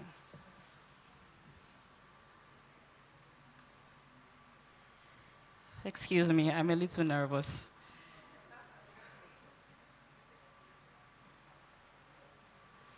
Good afternoon. My name is Joy to the Words, not the world, although I also bring joy to the world. I'm a spoken word artist, and my 9 to 5 is an editor and proofreader.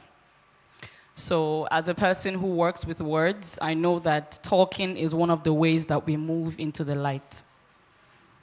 And before I perform the piece that I have, I would like to do a little call and response exercise of 4 things. So I say, pink doesn't emasculate a man. You say, pink doesn't emasculate a man. Do we get that? Can we try that? Say, pink doesn't emasculate a man.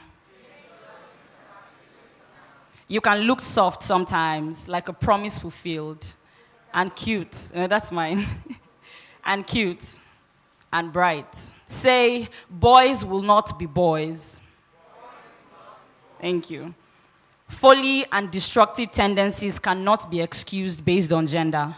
Boys can be deliberately raised to be responsible for their actions.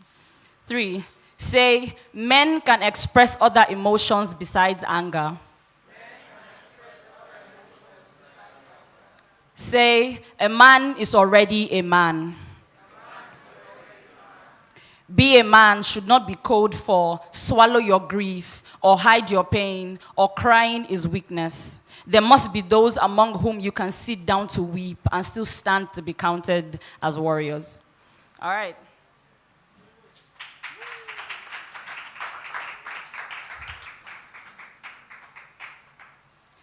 We've been at this breaking the culture of silence business a long time, using songs and stories, questioning as adults what we swallowed as children. Why was it only mommy in the kitchen cooking rice? Questioning, if treatments are meant to cure, what does the silent treatment cure? Unlearning as adults what we were taught as children, that what happened in this house doesn't have to stay in this house. That period cramps can be called period cramps and not stomach ache. That men are not the only logical gender, and love is a collective noun. It is the names of those among whom we can sit down to weep and still stand to be counted as warriors. We've been at this breaking the culture of silence business a long time, using plays and poetry, and we've learned from experience that not everyone is an ally. There are those who want to stand on the sidelines, sit in the shadows, who want to sit on the fence. They do not lead conversations or join conversations or support conversations. They do not learn or teach themselves. They do not want to learn or teach themselves what these conversations are about, no.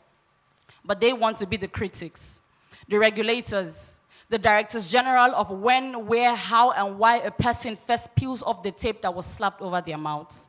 What they are is terrorists, and we do not negotiate with terrorists. We've been at this breaking the culture of silence business a long time, and we have learned, again from experience, that the violence of silence can be self-inflicted. And you know this. You do not talk about your mental and emotional abuse at the hands of your girlfriend, but when you see a woman's tweet about how her boyfriend of 4 years constantly gave her black eyes and no peace, you reply, you know this happens to men too, right? Who's going to talk about the fact that men also suffer abuse? You are the terrorist holding yourself hostage, but you keep saying it's society. Maybe someday soon you will learn to tell society, take your filthy hands off my mouth. Maybe someday soon you will see that the man in the mirror has always had the heaviest, filthiest hand over your mouth. And we've been at this breaking the culture of silence business a long time, using paintings and pictures, always guiding. Ijawa, Ijausi, always guiding. And we hold no false hopes that we will ever completely go out of business, because there will always be someone too weak, too afraid, too tired, too poor, too focused on how they don't want to lose any more than they've already lost. And we know that people go missing when they talk, people die when they talk, people suffer when they talk. But people go missing when they don't, people die when they don't, people suffer when they don't talk. So to the God of the things that would clamp our mouths shut when we should speak, we say, take your filthy hands off my mouth. Thank you.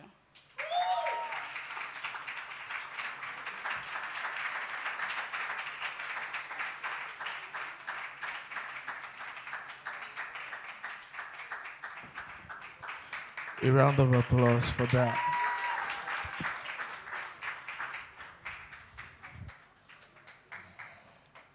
But that was too soon. I thought, thank you were going back to Makbarawa to give us more from wherever that came from. A round of applause. Come on. You know the deal breaker for me?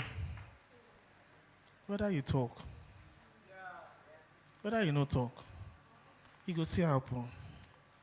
So when you don't talk, it's worse, because you now end up living in guilt for not talking. Why not just? Wow! A round of applause one more time. That was amazing. That was amazing. That was amazing. I don't like to waste time. I'm a very, God bless you, Daddy. I hope my 10 million is still. All right, I want to welcome Dr. Ruby here. She has something heavy to dish out. I believe she can't wait to dish it out. I want us to be on our feet as we welcome Dr. Ruby. I'm sorry, ma. Omudiwe. Thank you very much. You're welcome, ma. You're welcome, ma. Thank you very much. Yeah, I probably need to, let me go around. Please keep your hands going for the young lady who just wowed us with this spoken word. Thank you so much. Thank you, thank you, thank you. Please be seated.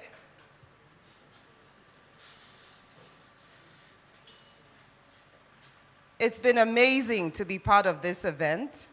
I personally have been changed already, just seeing the display of talent that has come across this stage. It has been truly, truly phenomenal and life-changing. And I hope that for the boys and girls that are in the room, that your lives have been changed and that you have made certain decisions based on the things that you have seen and heard in this place today. Your life cannot be the same after today's event. All right.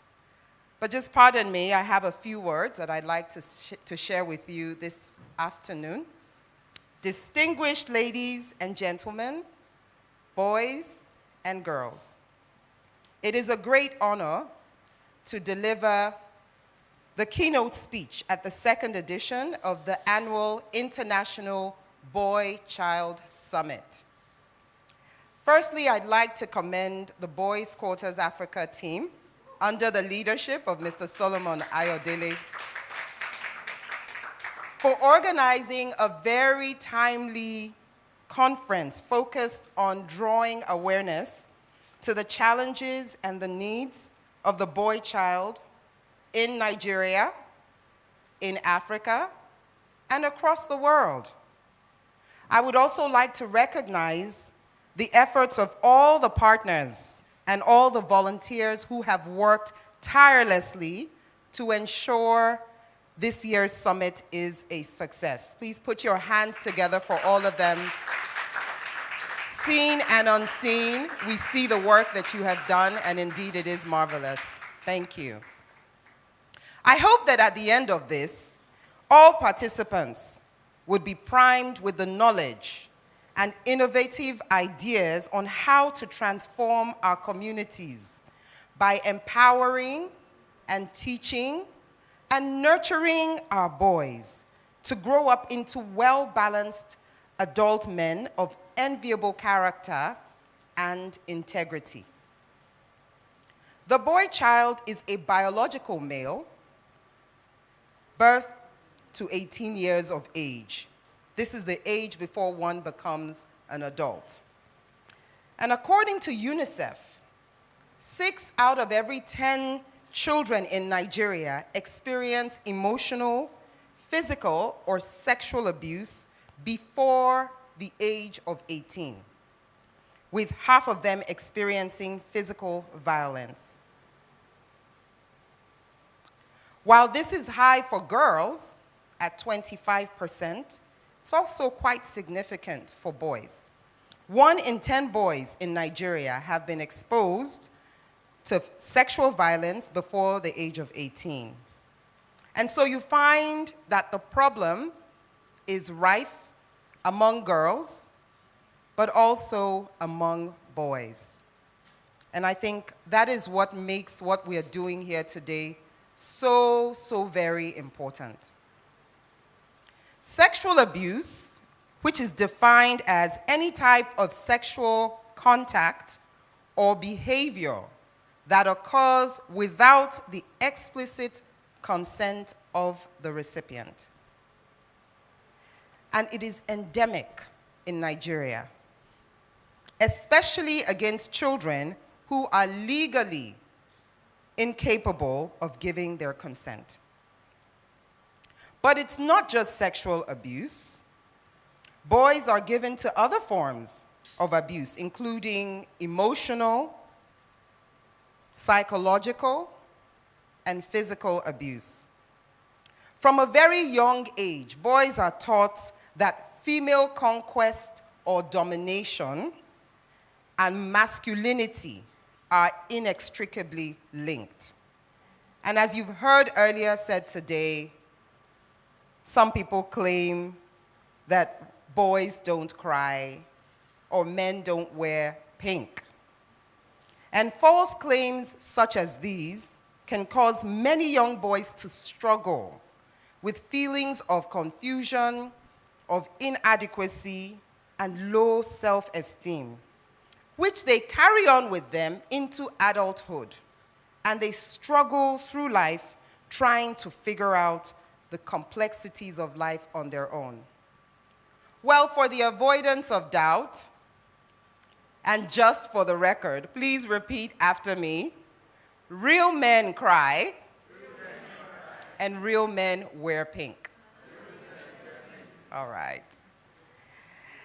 As a result of the focus on empowering the girl child, many of our boys have been neglected and haven't been empowered to navigate some of life's challenges. And that is why we have Boys Quarters Africa. The unfortunate consequence of boys who grew up in an environment where women were raped, beaten, brutalized, and where they were treated like sexual objects is that when these boys grow up to become men, they in turn begin to exemplify the same practice. And sometimes for even those who seek professional help, there are real barriers to finding professional help. Some of those barriers are low levels of mental health literacy. Some may be due to limited resources, and some may be due to fear of negative social consequences, or of stigma, or of shame, or of rejection. The BoyChild Reformative Initiative, also known as Boys Quarter Africa, is a not-for-profit organization committed to raising boys to be better men, understanding that in order to create a more level playing field for girls and in which women can take an active part, we must raise men who recognize the value of the contribution of girls and women and ensure that we take care of the needs of these men from a young age. Boys Quarters Africa is a social change engine designed to address this particular societal issue by providing information on sexual education and sexual abuse of the boy child, by providing psycho, social, and legal support for boys who have been abused, by creating platforms for learning skills, skills of the future for disadvantaged boys, for reaching out to the unreached boys in juvenile homes and special correctional facilities. They're also geared towards advocating for the boy child across various platforms. They host boot camps and programs that reorient the minds of our boys off of the inherited stance of toxic masculinity. And they also teach and equip them with leadership skills. So with a growing number of volunteers, now well over 127 across the 6 geopolitical zones in Nigeria, plus we have some representatives in other African countries, Boys Quarters Nigeria has impacted more than 6,000 boys across more than 57 families. This is a great place to put your hands together. That is what you call impact. And the way that they do this is through the programs that they run. So we've just seen Project Sabi. Project Sabi is about encouraging everyone in the community to speak up and to speak out against gender-based violence. We also have the exchange program. This is an annual exchange project that we do with boys in different schools across the country. And then Boys 2 is the flagship project, which is about bringing to the fore the menace of sexual abuse among the boy child. And so as you participate in today's sessions, I would like to encourage you to creatively engage your thoughts and reimagine your role in creating the kind of world that we want to see. The questions to ask are, how can we create an environment where young boys can be safe as they grow and explore and mature into young men? How can they learn what true masculinity is from the right role models? And more importantly, how do I, as an individual, contribute my own quota to creating awareness of these issues and being part of the solution? And as our theme says today, how do we move beyond words to action?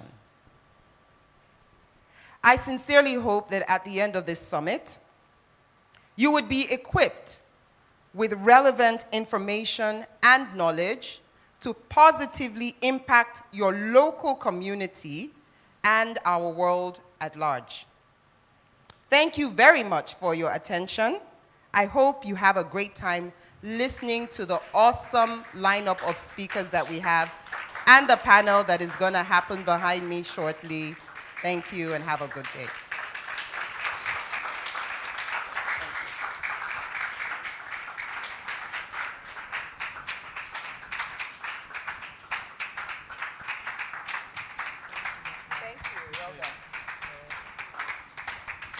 Don't stop clapping. Come on, come on.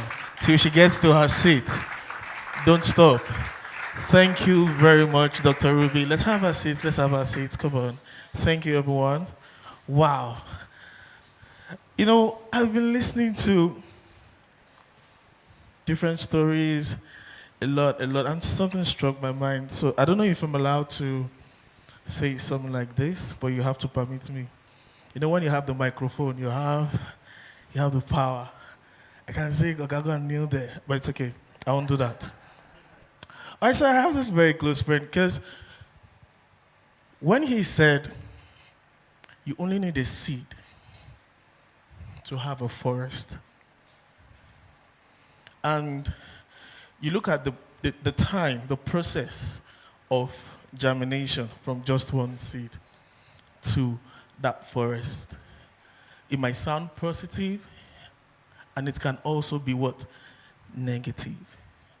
I don't know if anyone understands this. I have this very close cousin of mine.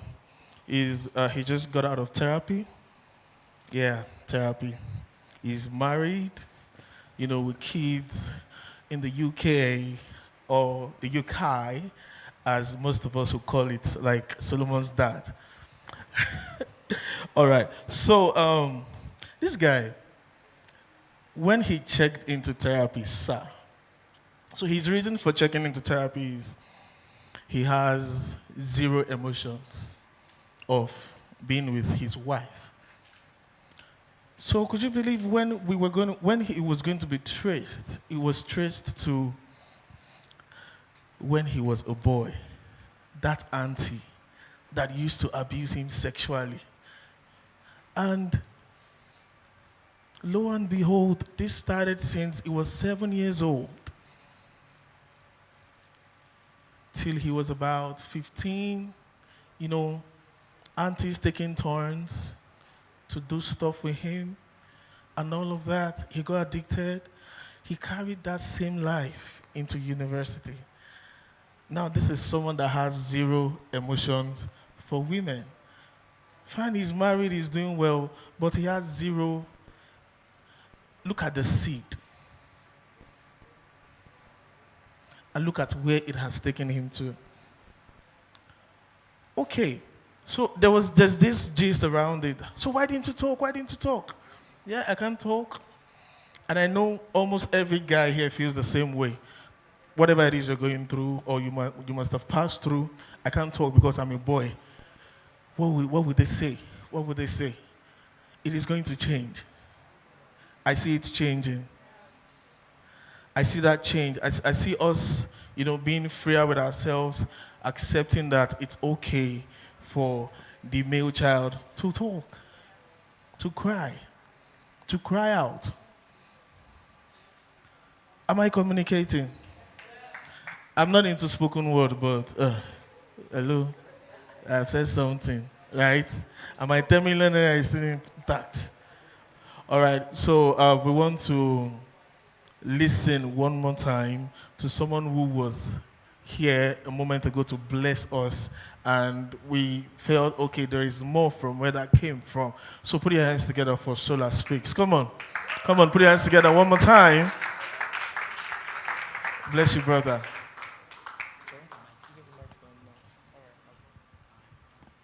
Okay, yes, it's really good to be up here again. I don't know if you can feel it, but the feeling is amazing. Really, I have been really blessed, enlightened, educated, and I don't know if it's the same for you, but I am no longer the same, really. And I'm up here for a very simple assignment. Before the mic stand gets here, I want us to please, with all due respect, be on our feet. I believe that whatever gift we have is basically to cause a change in our immediate environment and, of course, the world at large. During the lockdown, when we heard stories, all of the news about how people got raped, and the likes, and I was angry in my spirit. I saw hashtags everywhere. Sorry, you stand me for a while. I saw hashtags everywhere, and at some point I got tired because we keep bringing up hashtags again and again, and we now tie souls to hashtags, and it's annoying. So I felt, if God has given me a voice, I think it's for a purpose. So I did something that I believe anyone who is creative in any kind of way should also do. I wrote an anthem, and it's for the boys. I called it Boys Pledge. Now, you don't know the anthem, of course, but I'd like you to be in solidarity with me. And all you have to do is place your left palm on your chest and just agree with me. It's basically for the boys. Just agree with me in the spirit. Sorry, I'm a Christian.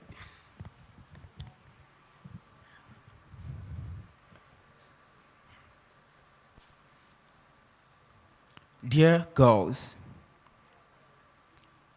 today I raise my voice on behalf of my boys to say that we have imposed on ourselves to henceforth expose the boys in our clothes who take sex by force. We declare they are foes, that we will stand by the victim and be the guilty to our laws. We pledge allegiance to the safety and sanity of our society, in all sincerity to the species who have helped the continuity of our humanity. We declare that rape equates to insanity, and to appeal or apologize for rape is insulting to our collective humanity. That there's no excuse for rape, and the only reason for rape is the rapist. That we will not grow cold, that loyalty to humanity surpasses allegiance to bro code, that we will never be satisfied until justice is served. Our comments will not be reserved. We have all decided that we will not be silent. Please, if you agree with me, say amen. Amen. Thank you. You can be on your seat now while I do this poem. So this poem is not particularly for the boys, but I think, like Solomon said, we overlook too many things in this dispensation, and that's perhaps why we die too easily and too early. There's depression, and we cannot sweep it under the carpet. This poem is titled Too Late. Because men have never been okay. Boys have never been okay. And the earlier we realize, the better it is for us. Recently, a story headlined the front page of our popular newspapers. Upcoming artist kills himself. We saw clues in the mirror he used before his death. A post YouTube video about how to be cute, and the picture of him with friends. I guess he was tired of seeing himself. I saw people flip through his pictures on the pages of papers on the vendor's desk. Some say they loved the smiles and the sense of dress. Some say they loved his eyes, his size, the way he shaved his beard. Fine boy, no pimples. So sweet and simple. I loved his dimples. I wish he was here to hear these people. Perhaps he wouldn't be dead. A few months ago, people posted on their pages on Facebook, Twitter, and Instagram, Eric Haruna is dead. Everywhere, Eric Haruna is dead. But just like you, I could only search my head because this name did not ring a bell. Because not until then did I know that this man was a sweet-sounding spiritual song still trying to be heard. I saw people share his music videos everywhere, videos they were never proud to share before his death. His singles became radio jingles, but his name remained a riddle in the middle of my head. I guess he had to be dead before his story could be heard. I guess he had to become history before we could hear his story. But these thoughts continue to linger.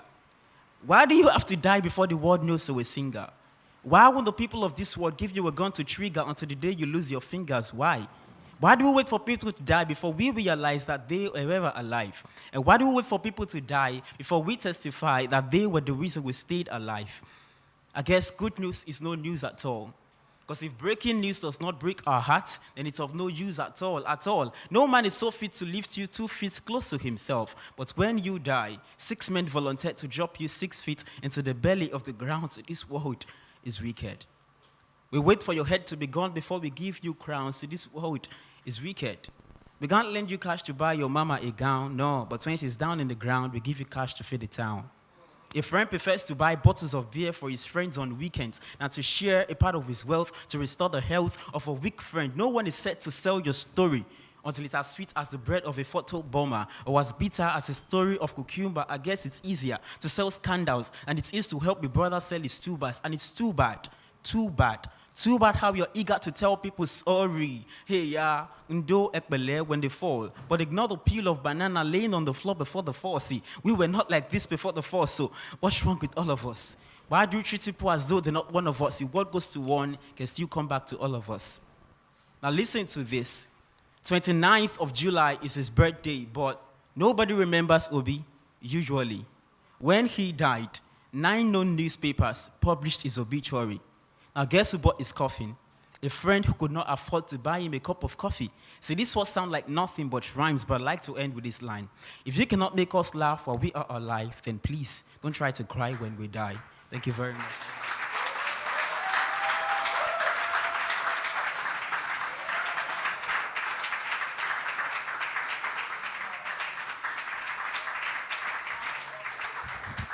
Awesome. Please, can someone help can we put our hands together for Shola? Shola speaks. Please, can we put our hands together for Shola? One more time. Yeah. All right. So this is where we're going to have the meat of the conversation today. So, guys, I want you to get your paper and pen ready so that you can ask questions. So quickly, I'm really looking forward to this part of the summit because, I mean, a lot of people might say, Dr. Ruby, she's married, she has sons already, she's, but these are young people like you and I, who can have conversations around their lives, masculinity, and everything more. So I'm going to be bringing up our panelists one after the other. Amazing people. See, they have money. This guy 100. He won 2 elections in Africa, this man. So you can have dread and have sense. You get. Sorry. There was a man, I hope he's not watching this video. There was a mentor of mine who used to complain then that dreadlock, SARS should cut them, SARS to beat them up, SARS. His younger brother during Exas, what they did to his younger brother. He now went on Facebook to start saying, no, if you have dread, you can be a responsible man. I said, but I told you. I told you then. Ladies and gentlemen, please, I'd like to bring up the senior partner of Fort Canvas. Amazing guys, a designer, creative human. And I'm really, I've heard his story from a third party, and I'll be glad for him to share his story with us today. I mean, creative rebellion. Please join me as I welcome Victor Fatomi as he takes a seat. Yeah. Alrighty. I would also like to bring up, in the same vein, amazing woman. I couldn't invite her directly because the invitation was my team had told me about 2 or 3 months, but I just remember that, I had not sent this invite. So herself and our husband and I, we are in a mentorship program for men called Cave of Adulam, and we've known for about 2 years. She did something amazing when we had our fellowship at Redemption Camp. We just saw cake, and we're wondering now man, I'm not saying it is wrong for a man to buy a man cake, but this reaction of, we had 100 men, and we saw cake for bed, and we're like, now man, they buy mine cake. How now? Until we heard that it was the wife-to-be who sent the cake, and since then, all of us so loved her. She's an amazing writer. She wrote Dear Young Professional.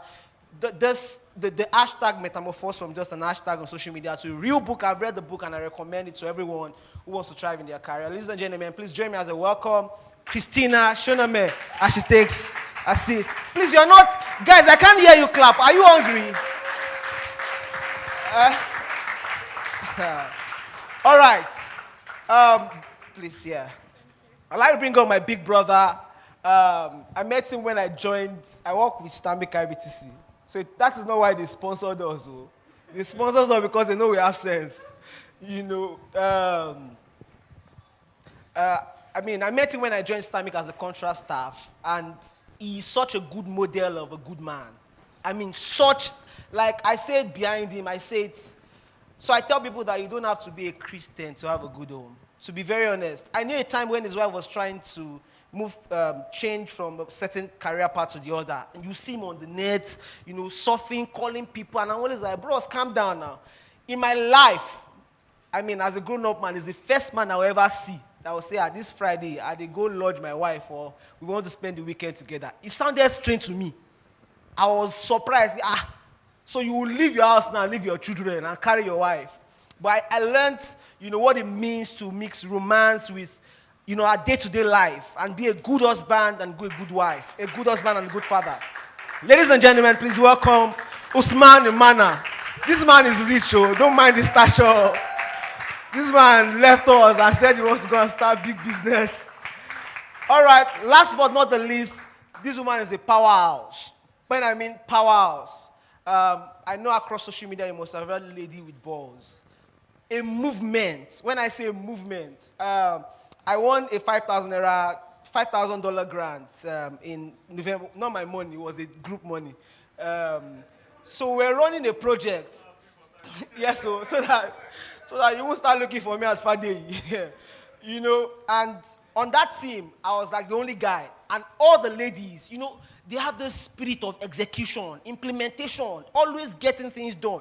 So, and they had this hashtag, oh, we move, lady with balls. And I'm wondering, these people someone now told me, oh, there's a particular lady called Orifunke doing amazing stuff, mobilizing women. I knew recently they raised some money through Carrywise, right?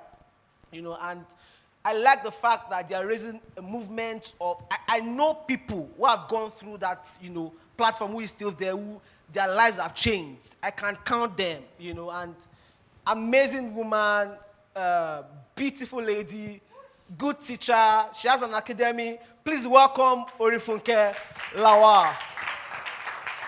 Please, I can't feel also. I can't feel also. All right, so I'll just, so you have your mic. Can we check if the mics are working? Yeah. Can we check if the mics are working? Please can okay, Tino. All right. So, so guys, this is the part where you can send in your questions. This is where we want to take your questions about life, career, men, women. I like a girl in my school, but she's not paying me attention. Like this fine boy now, looking at me. What's your name? You know I'm talking about you. Yes, you. Yes, you. You see, it's our way now. You, what's your name? Marvelous. I have a younger brother called Marvelous. That boy is our elder brother. He's the fifth son, but he's the firstborn. All right, so we'll just get straight into it. So please, if you have questions, you can send them through. Where's Glory? Yeah, so Glory would work around, or any of the ushers, to get a question. So I'll just take this, you know, question for all of us, taking one after the other. I want you to tell us briefly about yourself. I know a couple of stories about everybody seated here, but I want to just get a sense. For example, I know Usman now left us in Stanbic. And they people, take your job. You know, when I went to his office at Yaba, this man, he told me he was introducing me to someone today to say, I work with Stanbic. I said, at least for now, because we can finish this summit now. And he will say, Solomon, you know, come with me. You know, who am I to say no? You know, just give me one small exhaust to be roughing it on the street of Lagos. All right, so I'd just like us to tell us briefly about yourself. The boys would like to know you. Tell us about your career trajectory, if you're married. I know Victor is not married, he has proposed. I'll propose to. I don't know when, I don't know who, but you know, I will very soon. So who goes first? I think Christiana should go. Okay. Oh, okay. How convenient. All right. So good afternoon, everyone. Good afternoon, guys. All right. It's good to have you all here. It's such a pleasure to be on this side. My name is Christina Shoname, and I work as a management consultant. My background is accounting. I've metamorphosed into management consulting. I lead a movement. The story behind the movement I lead is that I see that there's a lot of emphasis on entrepreneurship, but I also know that if we don't have a lot of young people who are willing to support other people's dreams, I'm talking about being employees and being comfortable with that, we will have a breakdown of all the hard work that entrepreneurs put in. So my work is to help young people see that it's nice to aspire to have your own thing and own your own thing, but before you get there, make sure you sow the seed of supporting other people's dreams and do it with all your heart and with your life. It's worth it. I caption it stewardship, and I think that that's what Africa needs right now. I'm grateful to be able to lead that movement. It's tagged Dear Young Professional. And like Solomon said, it started out 2 years ago with me just writing a note to young professionals every Monday morning. And it has metamorphosed into a book, a movement, a community. And I'm thankful for what God is doing with that. Finally, I am a wife to a man who is the person who he went through to get me here. Because I'm in a season where I'm just behind the scene. I feel like God is doing a rebirthing with me in this season. So I've been off radar and canceling all speaking engagements. And this powerful man just goes to the man on top, straight. But I'm really excited to be here. Well done. Thank you, everyone. Please celebrate Christina. All right, so let's take. Thank you very much. My name is Victor Fa. I'm a bearer of optimism and a believer in people. I lead the team at Fourth Canvas. It's a brand-centric design agency. What we do is we use art. We use the gift of creativity in thinking and design to help businesses stand out in a world of increasing competition. The terminology would be a brand design company. But really what defines me, what defines our work is the belief in potential, the belief that things, potential of people, potential of ideas. And one key trait that has helped that to be possible is the value of openness. So openness and optimism works together. And for me personally, I think that makes it easy for me to have conversations like this because the real problem is being stuck in a certain way, not being willing to reconsider or to debate. Well, I think growing up, I was one of the debaters in my secondary school, so maybe I just had a natural inclination that made it easier for me to be open to opposing ideas. So when you grow up in a certain way, for me, it was easier to listen to a different way and to consider it and to be willing to have conversations like this. And I think I'm always willing, I'm always eager to ask people to embrace that, to say, this might be all you have always known, doesn't mean it's right. You should be willing to listen and to engage and to relearn and to unlearn. That is my personal ideology, and I'm happy to have the opportunity to share a part of that with you all today. Thank you very much. Please give it up for Victor Fatomi. All right, so Orifunke. Hi, everyone. Hi. My name is Orifunke Lawal, and I am a mix of different things. So I like to just see myself as somebody who has an overall purpose, and then I have different assignments per time that I have to fulfill. So at the core of my being is equipping people to be able to provide solutions for the world. So I believe that at every point in time, for people to be able to change the world, they have to start from their communities, they have to start from their societies, and for them to get to that point where they have to start from their societies, they have to start from themselves, right? So it brings out the different things that I have to run, that I run, because I run a number of things, and one of them is Lady with Balls. I started Lady with Balls in 2018 because I was personally tired of seeing ladies or seeing women who were facing a lot of things, or who were not facing things because they had low self-esteem and they did not have self-confidence. And before then, I had been through.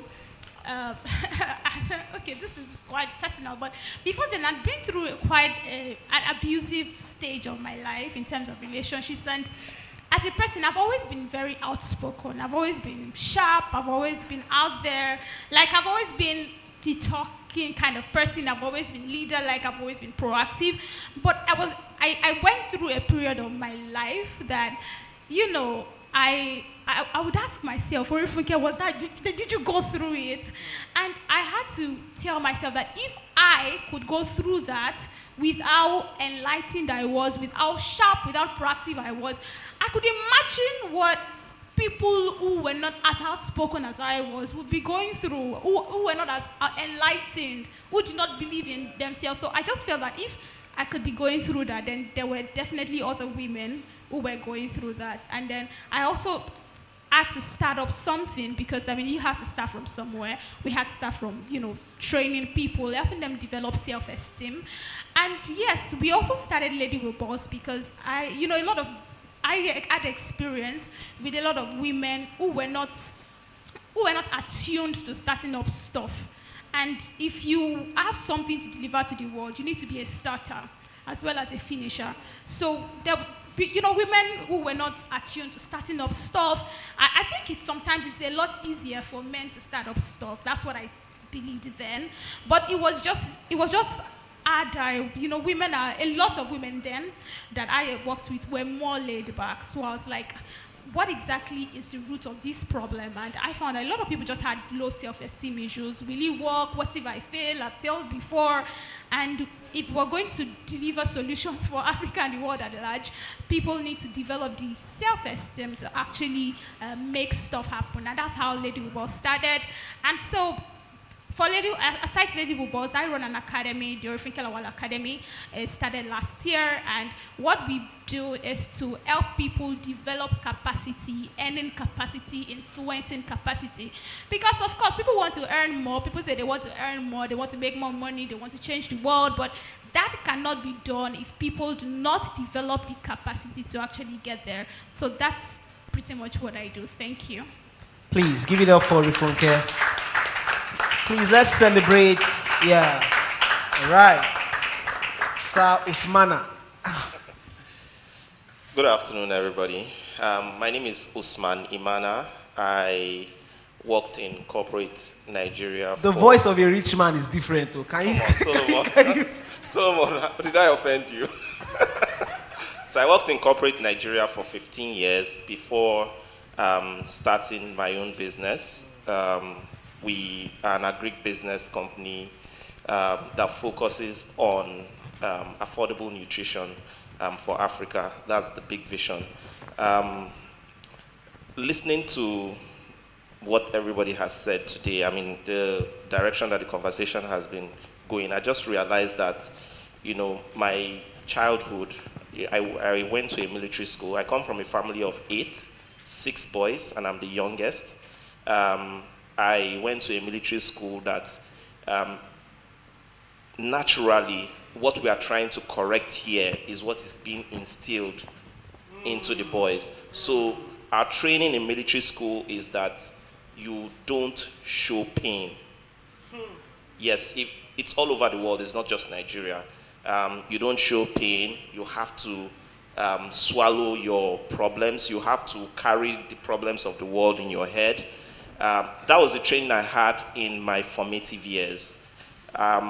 it took the grace of God, because I look at myself now and the way Solomon had introduced me, and I'm wondering, where did that change happen?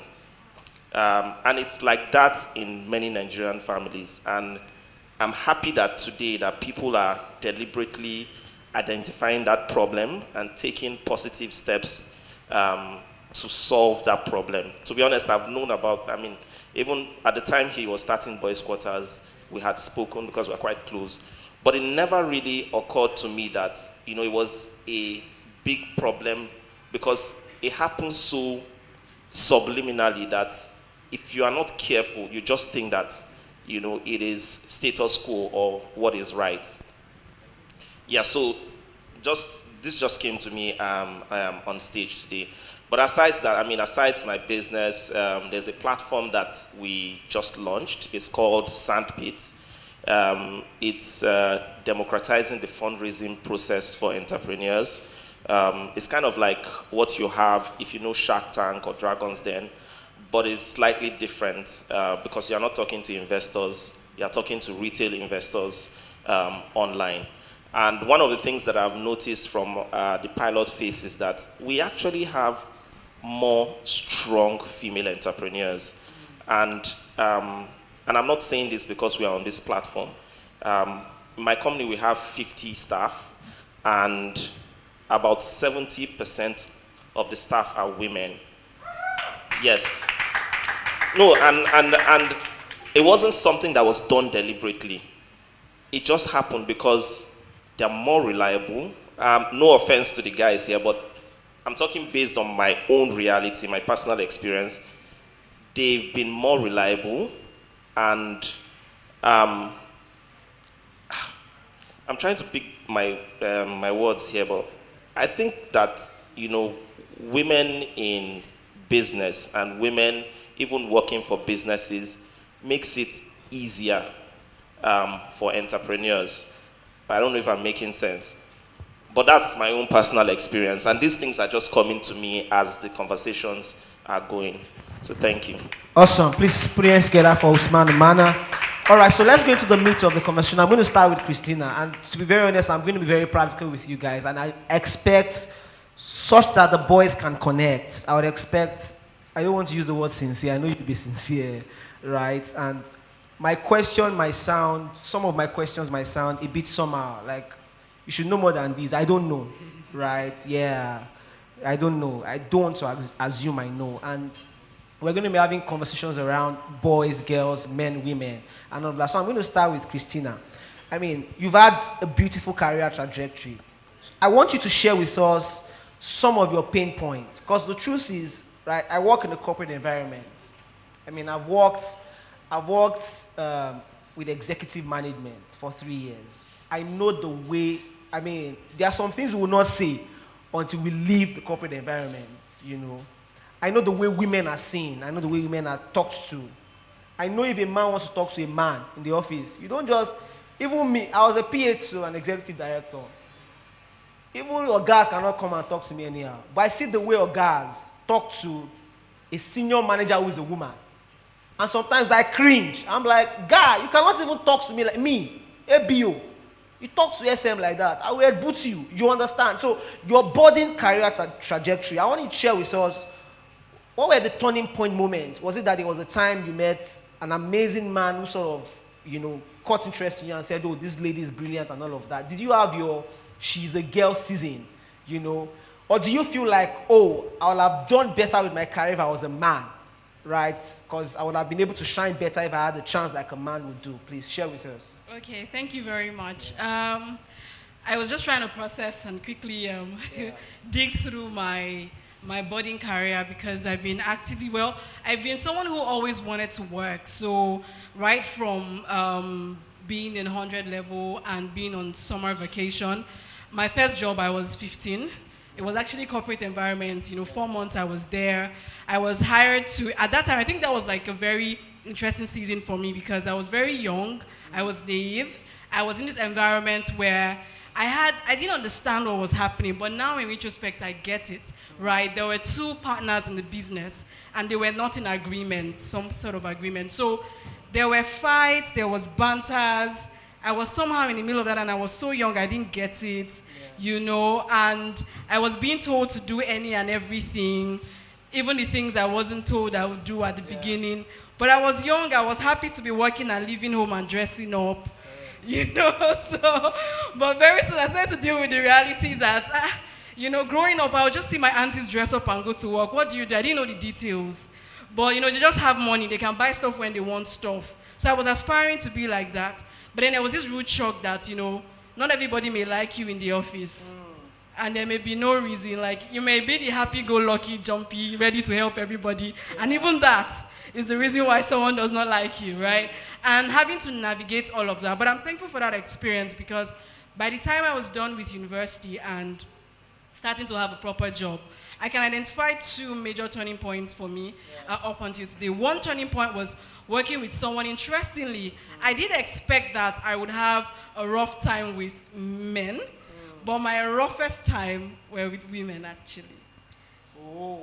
Yes. So, yes, I mean, yes, expecting that the women supporting women, but I had this, I remember that in a season of my work, I had this person I reported to who was very difficult. You know, really, really difficult. And trust me, that person, for example, everywhere I've worked, right, I'm in touch with my leaders there. It's always a case of, Christina, if you ever, like I took myself and left, like I want to move on something else, not like I was sent away. Like, if you ever want to come back, just come back, you know, that kind of thing. So, but, you know, that difficult experience in the sense of just, one of the things you have to learn is that sometimes it's not about you, right? Some people are just wired, some people's personality type. It's just like, I've learned now that people are like very cool. Some people are as easy as doing a U-turn with a Kia Picanto. Some people are as easy, in quotes, as doing a U-turn with a truck. They're not easy, and it's not you, right? But you have to learn to adjust, make the adjustment because they're your superiors, to be able to relate with them. It's not on them, it's on you, right? If you keep focusing on how they are, who they are, and what they're doing, you just have negative emotions. But how would you respond? How would you manage it, right? I'm thankful that I was able to manage that because that led to my transition. And this time I fell into the hand of someone who was an entire opposite of where I was coming from. This time a man, right? This time a man, Bankole Williams, someone who believed in me, right? A whole lot. I remember that on the day of my book launch, and I know he's a wholesome man. I started to appreciate that as I sat there. Because I remember that during the book launch, he was sharing about my contribution in the organization to the point that he actually cried. Like, my dad called me after the book launch because he was watching, and he's like, did your boss really cry? Like, why did he cry? Like, my daddy could not understand, but he's someone who is secure enough, who is able to say, Christina, give me feedback.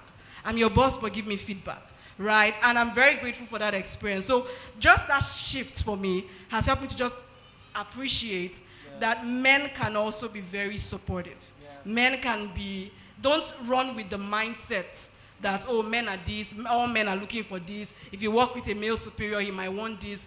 He may not want anything. He may just be actually after your progress, and that's okay. And we want more men like that, and I know that they're in the room today. Awesome. Please put your hands together for Christina. Sorry. All right. Just to be sure that the guys are following, I want to ask a question. So, they've all spoken, Christina has spoken. Who wants to tell me something you've learned from this 5-7 minutes conversation? I can point at you. See that chief is bowing down as if he's praying. It is you I'm calling, yes. The guy, I said the lady.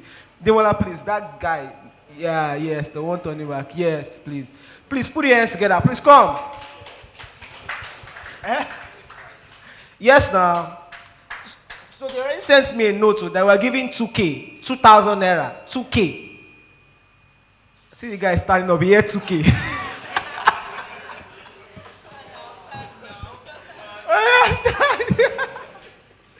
Don't worry, come. Please put your hands together for the amazing guy from Lagos. Just to be sure you're following. I know some of those things you might not get them now. You get them later. This guy is the punctuality prefect. Okay, please, can I use your mic? Punctuality prefect. So just before this guy speaks, when I was in secondary school, my mom was a teacher, right, in my secondary school. When they released the prefectship lists and my name wasn't there, she wanted to kill me. Have you heard Omotishok in Yolodo? My mother wanted to kill me. I was so dirty, I was dirtier than the dirtiest. I washed my uniform the morning I'm going to school. All right, so tell us, what have you learned from this short conversation? Just to be sure you're following. Then I'll call the guy, I'll call Dapo. Please, can you face the camera so you can see your face? I know you are shy. I thought you as a man, you should show your emotions. So shine too could be... Do you want to put down your face mask? Okay, you don't want. Yeah, I like your COVID-19 compliance. All right. I learned that you should be like, all the things they've been saying taught me that I should be prepared to be a man, even as a boy. That's deep. Please put your hands together for Abdulaziz, our punctuality prefect. Please, can we get a gift for Abdulaziz? Busaya, please. Yeah. So can we have... is your name Dapo or Dipo? Dapo. Please put your hands together for Dapo. Just to be sure you're following, because, I mean, the next question I want to ask Victor, this is a question in the minds of a lot of young boys. So tell me, what have you learned from this short conversation? No, face the camera.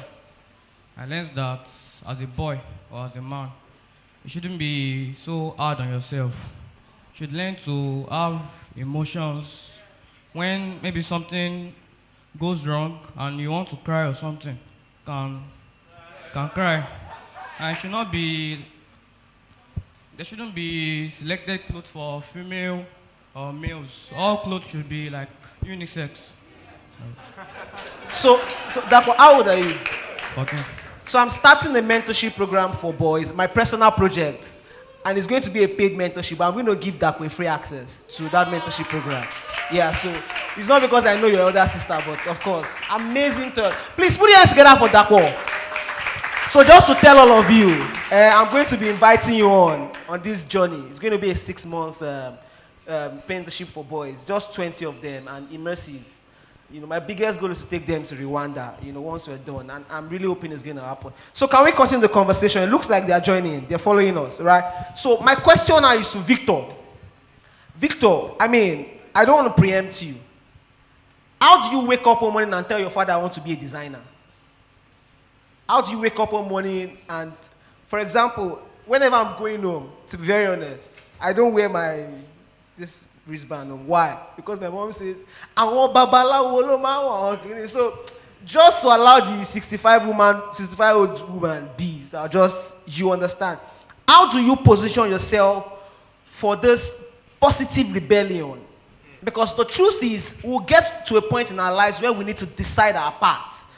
It won't always be their way. It won't always be their path.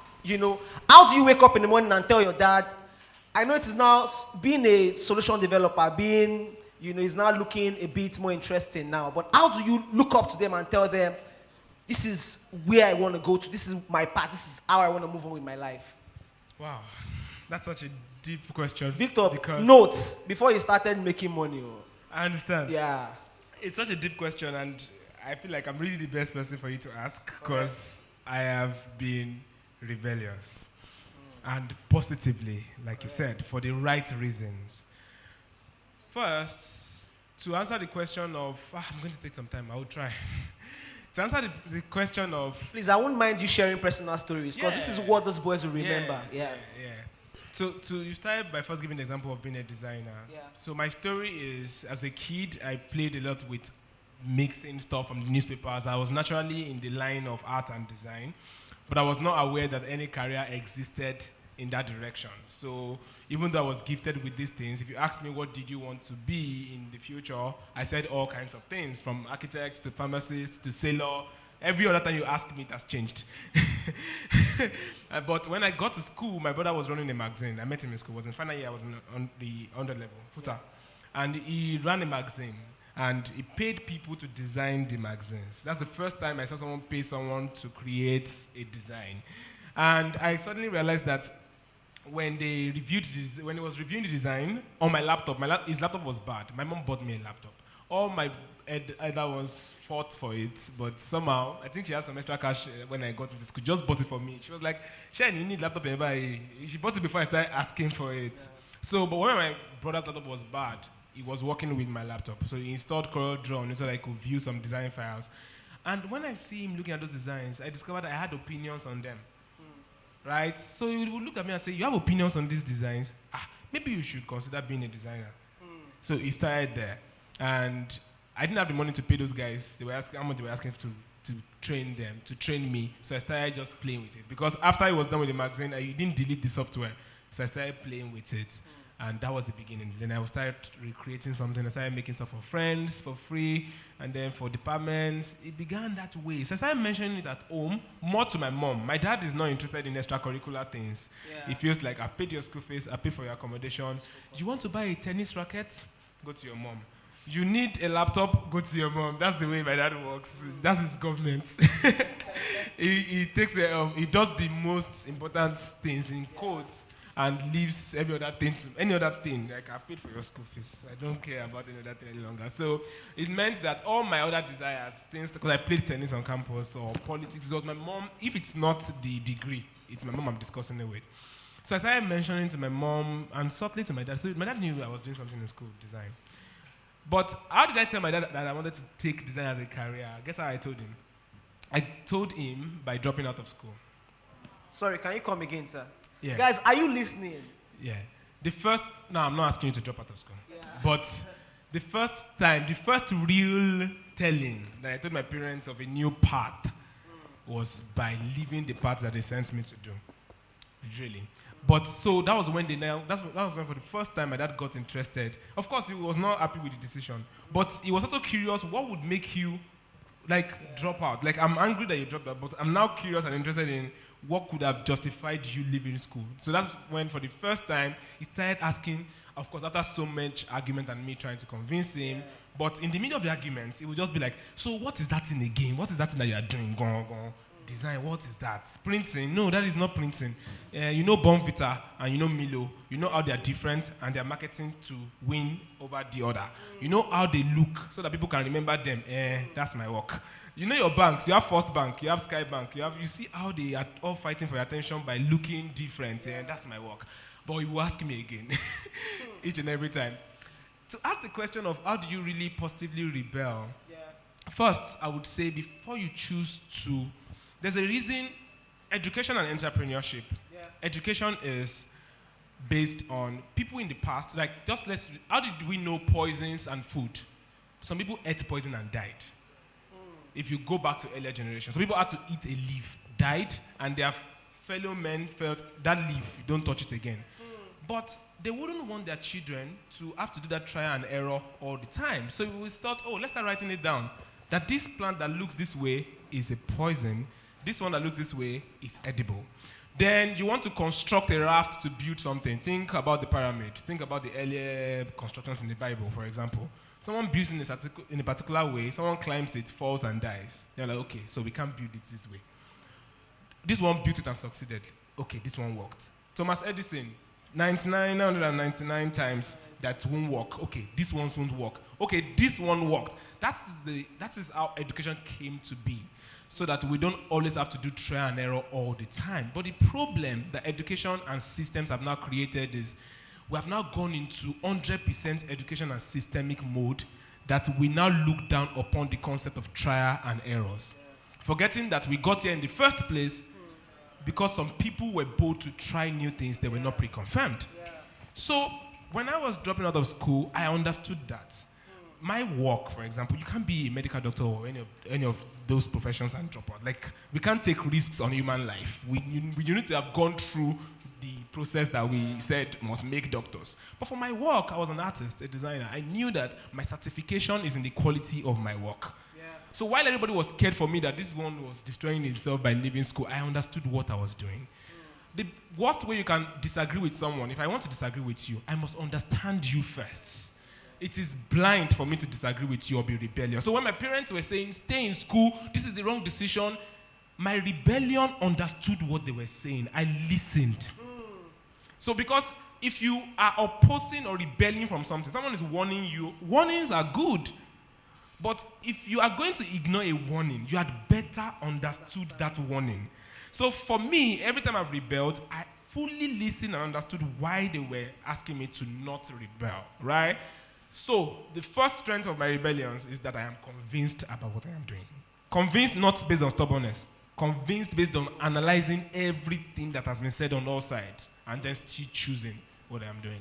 So how do I do it? Like I talk about it. Arguments, constructive arguments. I tell my mom sometimes, I know you don't have to agree with me, but you should know that our realities are different. But there's one I did, lastly, that it pained her, and I don't know if I regret. There was an argument we kept having, and there's something I said that she didn't stop arguing. So, she and my dad, they have told us things, why they grew up, how they left their church. They left CAC to start the RCCG parish in Oshogo or in this one. They've told us stories of rebellion. They forgot they told us. So there was an argument on me trying to choose my own path, and I'm like, wait. So you were saying, if you don't do this thing, I will not be happy. So I'm like, so you want me to do this just because you want me to? But you didn't listen to your own parents. I'm sorry. I apologize to her, but that was actually how I won the argument. I didn't say it in an insultive way, but I'm saying, I know you told me. And I said it this way, I said, I am actually proud that you didn't listen. I'm actually proud that you stood your ground because you were able to make a decision for your life. I'm just following your genes.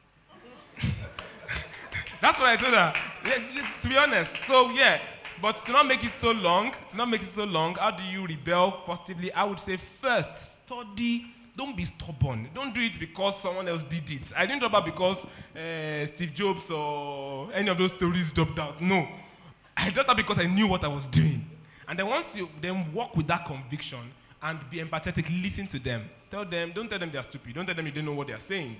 Don't look or sound like they don't know what they're saying. Don't say they're old school. Just let them know that it's a different reality. And I understand that you love me. That's why you're saying it. But here is my own perspective. It was several rounds of that. And it never ends. It's still continuing on some levels. Yeah, because I know this itself will have caused another conversation. It's a whole one on its own. Please put your hands together for Victor. So just to be sure that the boys are following, I'll keep engaging you. So I'd like to call a guy to come tell me one thing. Yeah, you, the one sitting behind Yemisi. They're always looking back when you call them. Okay. Please put your hands together for, you are the head boy, right? Assistant head boy. Oh, marvelous. Oh. Yeah, my younger brother is joining too. Marvelous, your namesake. Always stubborn. But I know you are not. You want to tell me one thing you've learned from Victor's? Busa, please, can we get water for the panelists? Yeah. I learned that we can be rebellious in a positive way. And we can do it nicely and calmly, not being aggressive. Please put your hands together for Marvelous. Please, can we get a gift for Marvelous? Right? One of our core values at Boys Quarters is innovation. Because I've realized that a 12-year-old boy in the US is already thinking about building drones. A 12-year-old boy in Lagos is thinking about quantitative reasoning and verbal. And it's a problem. The future we want to create is not going to happen by quantitative reasoning and verbal. It's important, social studies and all of that. So, just to say, some of you guys might not get these stuffs now. But in another 2 years, you remember Victor's story. I was at Accra to train CSI, 2018. And I just went to teach them on project management. Then, I was on a project with Usman and Dr. Ruby. It was a massive, I understood end-to-end what project means. So, I just gone to train, and after the training, a young guy walked up to me and said, oh, I'm trying to find my ground, I'm in footer, I don't know, I want to do design, all of that. And I told him, go for it. I said, the way you sound, your, what's it called now? This sanguine, melancholy, and all of that. Temperament. That you look like someone that will be a brilliant designer. Fast forward to 2020. This guy designed all my book. He created a website for me. All the stuff you see here was designed by Praise Philemon. Praise Philemon. Praise didn't collect a dime. Busayo, did we pay? If you tell Praise thank you, he will get angry. Praise designed all the stuffs I use for my book, carrier bags, backdrop, back cover, inside. My father was the one that printed the book. Praise forth my father. And say, you didn't deliver this thing well. One conversation with one guy in Akure. So I mean, you don't know how much this conversation is going to change your mind. Someone is already thinking, I don't want to do medicine. I want to do solutions development. I'm creative in mathematics. I mean, you can be creatively rebellious. I'm not saying go home and fight your father, that you want to play football, right? Be sure you know what you're doing. So, sorry, Funke, I want to move the conversation a little bit towards women and girls, right? And I need the attention of the boys. Orifunke, with your work with lady with balls, right? I want you to give us a sense of the magnitude of the biases against women and girls, right? This is the reason why I don't use Twitter is because I'm a very short-tempered person. I can just go and curse your father, because the things people say on Twitter, you just be wondering like, you understand? Because of your work, I know a lot of ladies must have confided in you. Some of these boys need to realize, I mean, some of them see their father spank their mother, right? The reason why I can never in my life raise my hands, at my wife is because my father will be married for maybe 35 or 36 years, 2021. The worst I've ever heard my father say to my mother is, don't be silly. And you know why? My mother is a very charismatic person. So when there's meeting in church, my mother has said 6 or 7, my father will say 1. So in the car, my mother will be like, sorrow.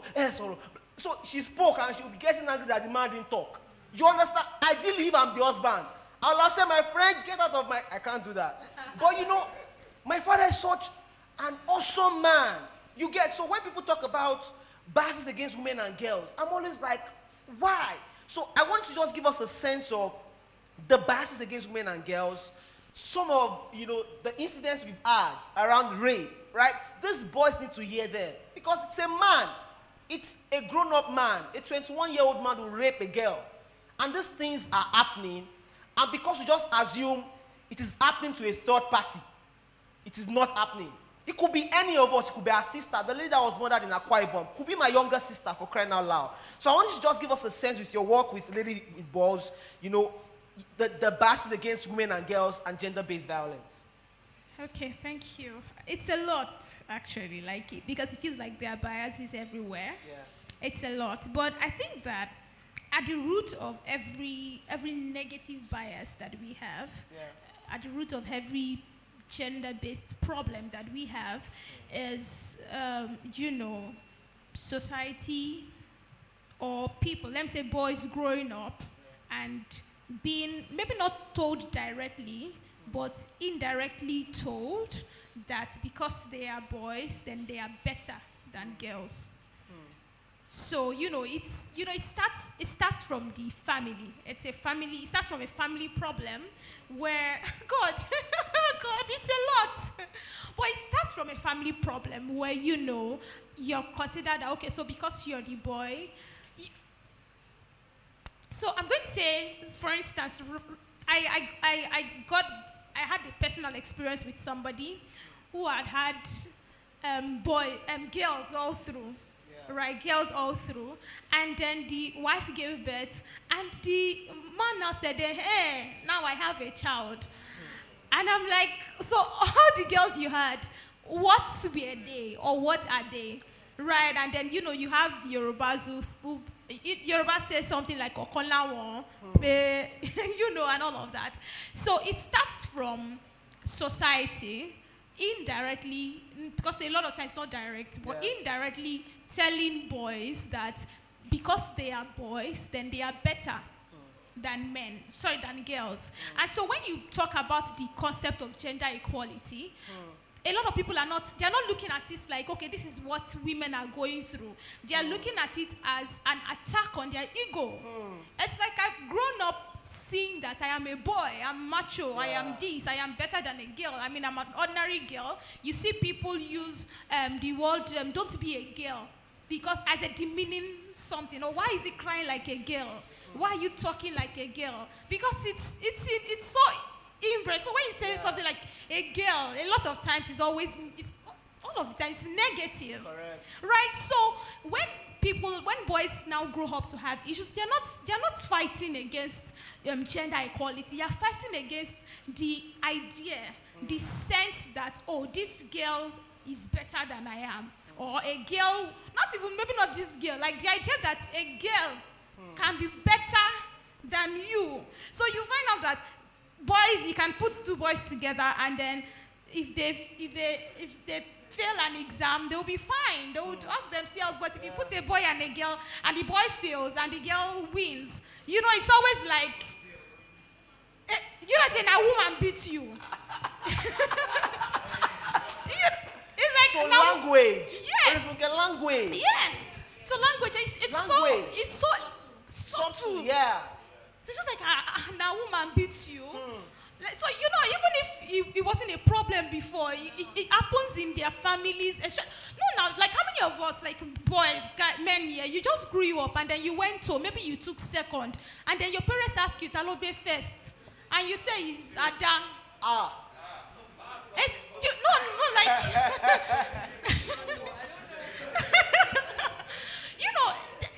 they'll be like, so you could not win, and you did not win, and it was now a girl. Does she have two heads? Does she have two heads? So it's like that from the family. So it's always like, once it comes to, gender, I don't want you to think that I am less, because I am a man. I should be better. I mean, God created me first. You are the head of the family. You get. So it's a lot. That's like even one section. And when you now move it on to sexual abuse, it's in terms of sexual abuse, you just find out that a lot of times men, it's society. You have how do I put this? Objectification of women. You see them on videos, and I'm not so much of a fan, because I feel like if the only time you think a woman is necessary to your project is when she's been objectified on your video, then it sends a negative point to people. It sends a negative message to boys that, that's what they're useful for. That's the only thing that they're useful. Not saying that, those people who do that, maybe they're not, fine or something, but it just sends a negative point that is what it is, it is useful for. So I think, I'm not so sure if it was Joy to the Words that mentioned something, or if it was Shola. But he said that, when you were growing, there was this song, it's a mommy in the kitchen. Cooking, right? Daddy, daddy in the parlor watching film.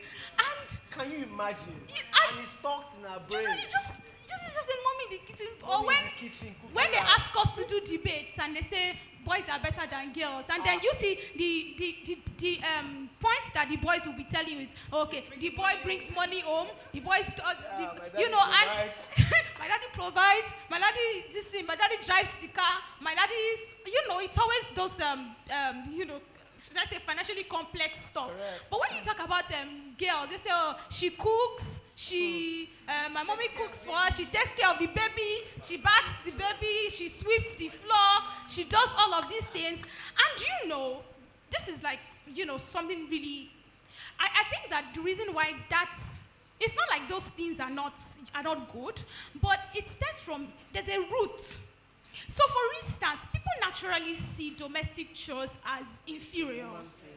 Do you get, even before seeing it as a human thing, people see it as inferior. So it's like, they see it as inferior. So you can see it, take it away from, men, women thing. Now you can see it in how a lot of people relate to their maids, relate to their, like washes, not just wash, the way they talk to them, the way they do this thing happens in your family, where the person who is considered the least is the person who is expected to wash the plates or do all of those things. So it's like, because it's like that, and because it's mostly women, it's like, okay, since this thing is small, then it has to be the girl that should do it. Because that's what you think. You think the responsibilities are small. So since it's small, it's not just to take care of the baby. It's not just to back the baby. It's not the baby is crying. Then it means the wife has to be the one to always do it. I think there was something that trended on Twitter recently. My goodness. So there was a video that trended on Twitter. And this has to do with rationalizing, flaws of boys and men as well. And the video trended on Twitter, and they asked some fathers key questions about their kids. Like, some fathers did not know their kids' schools. Yeah. They didn't know their birthdays. There was even one that made me crazy. Your child's birthday was yesterday. And they asked you, where was your child's birthday? You did not know. Like, so it was so bad. And then, so you now bring it up to the fact that, okay, so people now start to rationalize it and say, oh, but he provides, he's busy, he goes out in the morning. In this age and time, are there women who are not as busy as men? I don't see anybody around that, like that around me. So it's always like there is a rationalization, but okay, because you are the man, as long as you're able to provide, as long as you have money and all of that. So that's another problem. Then another bias that we have to face is that in terms of, with respect to boys, there's always the fact that, as long as you have money, then you are fine. So you see a guy. You are going to a question I have for yourself and Christina. Please, okay. Can I hold it there? Okay, that's fine. That's fine. Because I need the boys to also learn a part of girl-boy relationship. What kind of guy is a lady looking forward to be with? We're still going to get it. I don't want you to touch that part. So I'm going to ask. That's the last question I'm going to ask yourself and Christina. Just before I move on to Usman, I mean, the depth of some of the things Orifunke has on earth here today. Can you imagine? So I'm just remembering, mommy in the kitchen cooking rice, daddy in the parlor. Who on earth created that? So mommy will be cooking rice. See, so we teach our boys, when we go for projects at boys' quarters, that leadership is not determined by gender, sex, or genital. So we've done a survey before. We brought like 50 boys and one girl and said, this girl is you need to see the rebellion. Like, who?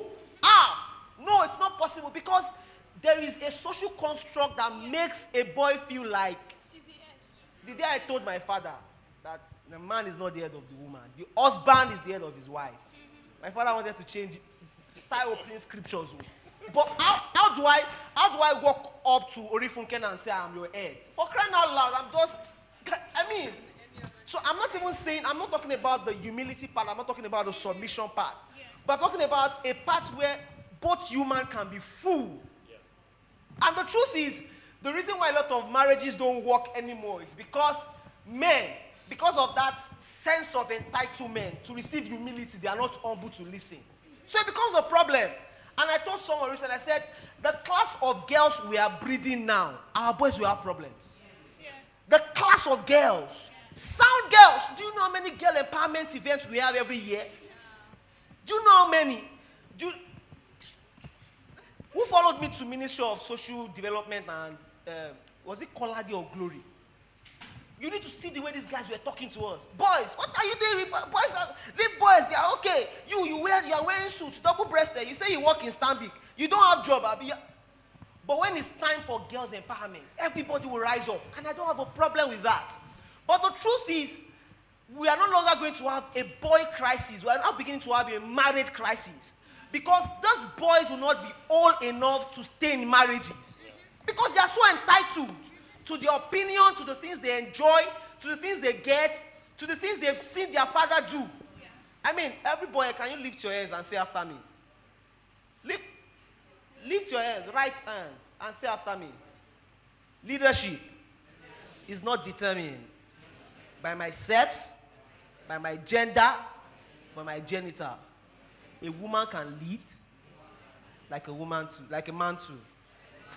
I hope that someday we'll have a female president in Nigeria so that we can see what we've been missing. Imagine someone like Dr. Ruby. I mean, and I'm not even, she knows, I say it everywhere, every time. I mean, she has taught me the kind of leader I should be. My people in boys' quarters know. Before I make any decision, I need to ask them, what do you think? Ruby she was even an assistant general manager, but I was a contract staff. When she wants to make decisions, she will say, Solomon, there was a day she sent us to buy shawarma. She might not remember. Where's Blessing? Blessing is here now. We're both contract staff now. She sent us to buy shawarma for the project office. We bought Wamasha. You know, ideally, what a manager should do is to, I can't remember the language Ruby said that day. She just spoke one Igbo that, Chineke, man, these boys have killed me. But you know, even at that, my company gives bonus every year.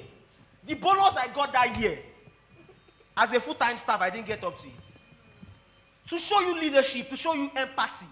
So we must realize that leadership is not determined by being macho. It's not about noise. Leadership is not aggression. And that's the problem we have in Africa. One single man will sit up 35 years and he will die and his son will take over. You know, so, I mean, guys, are you learning something? I can see some guys writing. God bless you.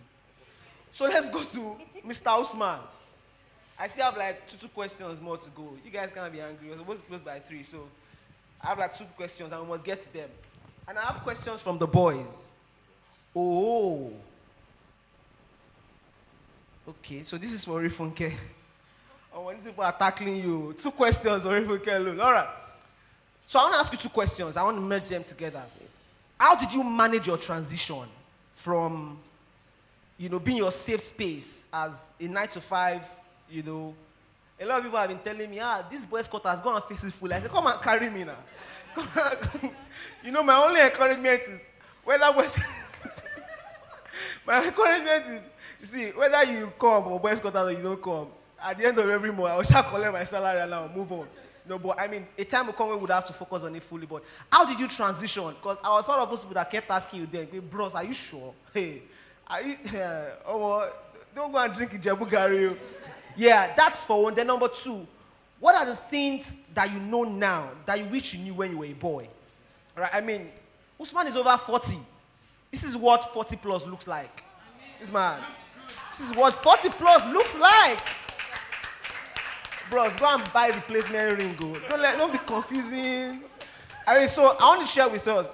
You're a very practical person. What are the things you wish you knew as a boy that you now know now? How did you manage that tough season? You've shared quite a number of it with me, please. I'd like you to share with the boys so that it will help them also know how to, you know, move past seasons of their lives. Okay, so the first is on transitioning, right? So when it was happening, I didn't really know. I would be lying if I said I had everything planned out. But one thing I knew was that I wanted to add value. And it guided me. So while I was working, I kept on learning. I used to be in marketing and communication. I'd done it in Samsung and then came to do it in Stamp. So before then, I'd done in investment banking, financial services, consumer electronics, which is Samsung, and then Stanbic. Yeah. And subconsciously, all through my journey, I always wanted to know how the different parts of a business works. So a lot of people, while working in an organization, they focus on, so if I'm in IT, the only thing I want to know is IT. If I'm in risk, I only want to know risk. It doesn't help because at the end of your working career, the salaries, you would have spent it. The only thing that is going to be left, the only things that will be left are the relationships that you build and the knowledge that you take, and not necessarily from your field. So if you are in IT or you are in finance, you can always read that in the book. The only thing that you can take that would really be valuable to you if you are transitioning is understanding how all the parts connect. So you need to understand how, at the minimum, you need to understand how operations, so the operation, the part of the business that creates the value that is bringing in money, the part that brings in customers to buy that value, and then the part that deals with customer complaints, payments, collections, and so that's at the DNA of every business. It must, at the minimum, must have those 3 parts. And if you're lucky to work in a structured organization, you need to understand how those basic parts, how they operate together, how they are related. Now, if you work in a more complex organization, you have enterprise risk, you have ideas, you just need to, as much as possible, ask as many questions as possible on how those things work. Any business can be successful, even if it's cola nuts that you're selling. It's just being able to understand how you can create that value that you are exchanging for money, how you can take yourself away from that creation. And what do I mean? So if your business is making cola nuts, for instance, you need to be able to put a process around that creation so that you are the promoter of that business, can go and market. If the creation of value has, if your time, your personal time and effort has to be in that process of creating value for you to make money, then you are not an entrepreneur, you are self-employed. Because the day that you are sick, you don't make money. And entrepreneurship is about creating value and creating money. The goal is to make money 365 days a year, not 12 times a year.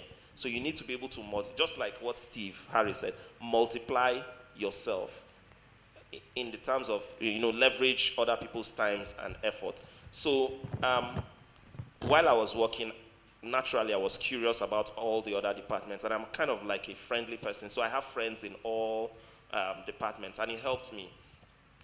Now, the other part is the fear of the unknown. I always tell people that the first things first is to be sure that there's value that you bring that people are willing to pay for. You need to understand that value, understand why people are paying for it, what motivates them to pay for it, regardless of what you are doing. If you understand that and you are able to create a system where people come and buy repeatedly, then you have a proof of concept. I tested it for a while, and I understood what it would take for me to scale. The next thing is just overcoming fear. There's a saying from my part of the country, I'm from Edo State, they say all die and die. It depends on the ones that you want to choose. Yeah. So at some point, you just have to face that monster. But my advice is, first, there must be value that you have identified. It could be a product. So let me not start from value, let me be very granular. There must be a problem that you have solved. Now, you don't build businesses. You solve a problem and build solutions or products around that, build products or services around that solution to that problem.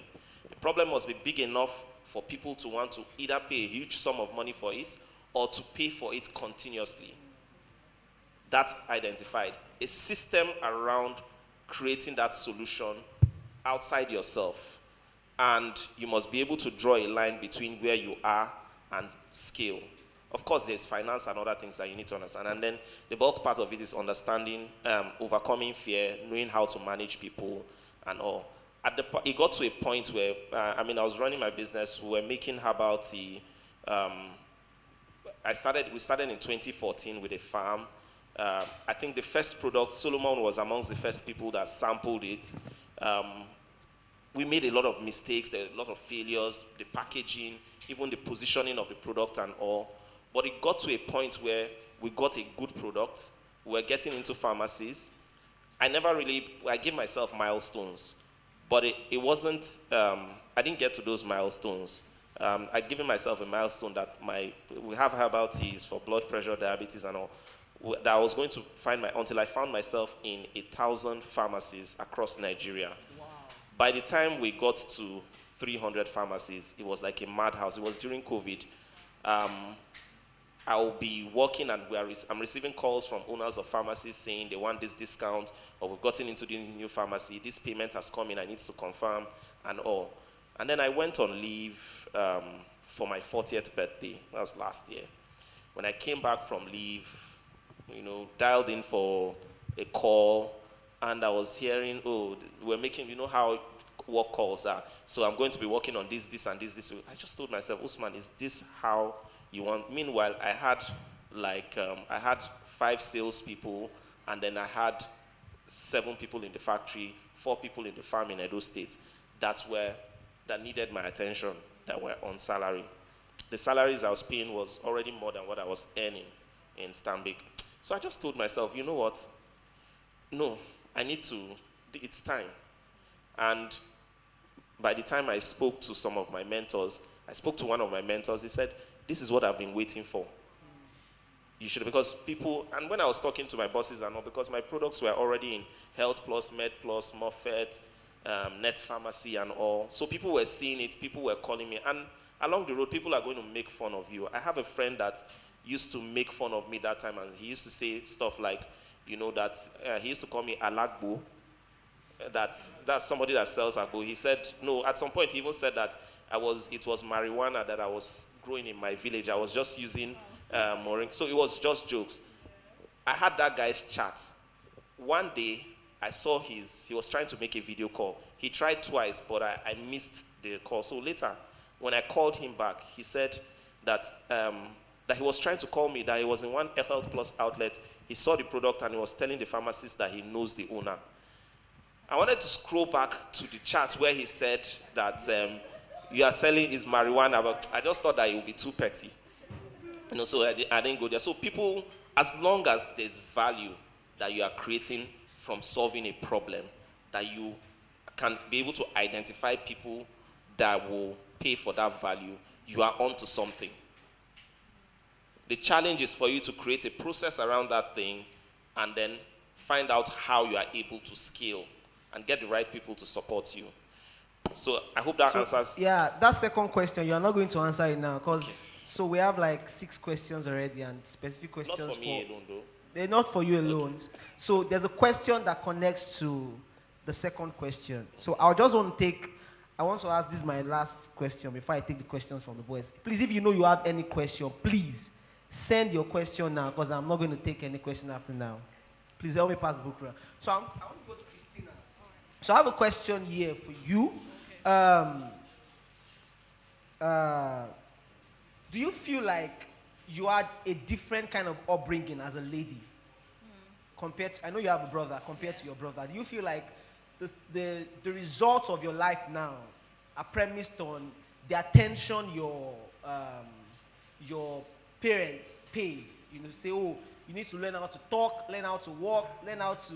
See, I'm 100% sure, if we had girls here today, you will see the way they would have dressed. I'm not saying you guys, I can see your white socks, you know, but it would have been a different experience because the parents would be finicky like, no, you need to, but guys, oh yeah, boss in the motto, you know, and all of that. So do you feel like you had, so I'd like you to answer the question, 1 minute, I have one question, yeah, was upbringing, yeah. Yeah, very quickly, I know that I got a different kind of upbringing. I remember that as simple as going to secondary school, the decision was I had to go to the school where my mom was a teacher, just because my mom wanted her eye on me 24/7. My brother could be anywhere else, but not me, right? So that's attention. I was the teacher's child. My mom is an extreme disciplinarian, if I may say so. So if people got away with something, my mom heard that it even happened around me.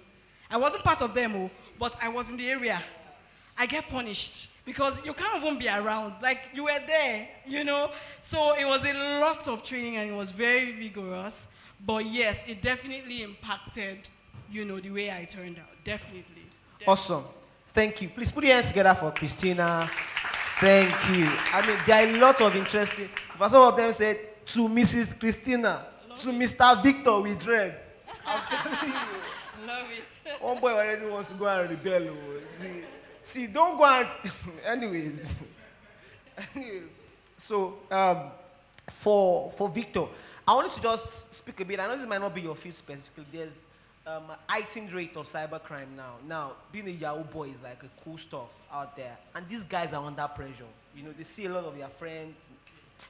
There was one boy in my father's church that was putting on the status, catch up something, pick up something. I told him, 16-year-old though. And I said, you've not even written JAM. But the pressure is there. How can I, as a young boy, how can I manage this pressure? My family is still, how can I manage the pressure? Thank you. That's a very important question. Are you guys listening? Are you guys with me? Guys. You guys are into cash up and... Please, this is a very, very, very, very, very important question. Yeah. And I hope you guys are paying attention to the answer. Let me paint the 2 pictures for you. The guy who is a Yahoo guy, right, just wants to succeed, right? Just wants to make money. If you're ever tempted in that direction, is because you want to make money, right? That's all. Like, we all just want to succeed. So if success, financial success, being able to live the kind of life you want, if is the goal, I'm here to let you know clearly that that route is the worst route to it. It's not the only route, and it's not even the best route to it. So I have seen some of them, and I know that you could make one big money now, right? And then you're waiting for the next one so bad that you then start to defraud people around you. So start with that story of, oh, it's white people, it's greedy people that they're doing it at, but it becomes a way of life because you didn't work for that money. You start to get entitled to a certain kind of taste, right? You would defraud your own family members eventually.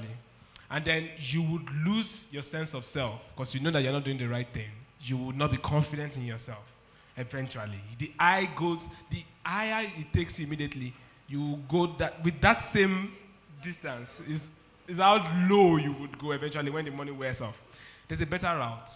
I have friends who I know people who make well conveniently. They're not working in the corporate sector. Corporate sector making a lot of money, but in this tech startup, you see design, coding, program, and all these kind of things you now hear about. I know people who make well over 2.5 million naira every month. Individuals. And then someone like me, I run a business. I took a different route. So the difference between someone running a business and someone who, like an individual, is my first priority is not myself, right? I'm trying to build something. So I'm sacrificing on the long term. Yeah. But for me too, I have a story to tell. In 2015, the average salary I was paying my guys was 20,000. I myself wasn't taking up to that. Our monthly salary, gross monthly salary right now is in millions. Yeah. Now, that's a journey. But now, I can sleep at night. I have full happiness in my heart. I know I'm doing the right things. I don't have to hide what I'm doing for anyone. Yeah. I can speak at events like this. I can write a book. Yeah. You can listen to me. How do you want to do that as a Yahoo boy?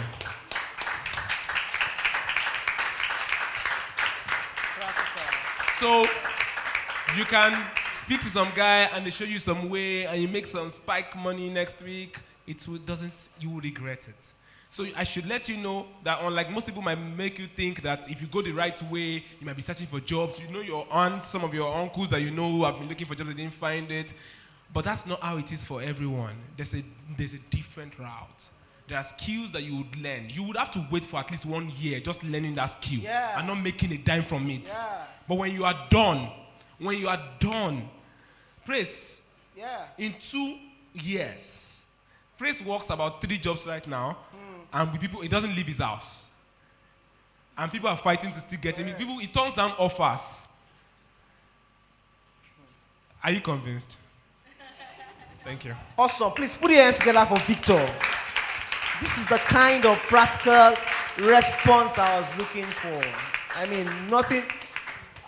I feel like, you know these people that run trainings and they will say, the replay of this session, I'm going to sell it to. I feel like I should say, this replay, I will sell it to. I'm so excited about the kind of panelists we have. Like, you guys don't know how much. So, Orifunke, Dr. Ruby, there's a question for you too. These guys, they came with fire with these gentle faces. Funny questions though. Now, Mr. Osman, get question pass. So, for Orifunke, 1 minute. There's an assumption that before you can get a good girl, you need to be rich and boxed up. You need to have money.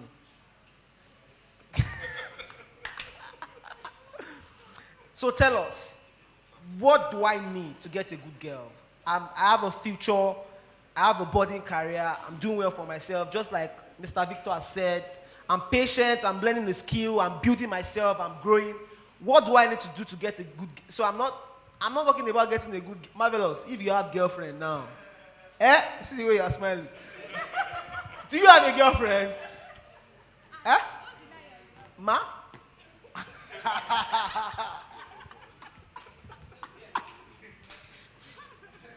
Oh God.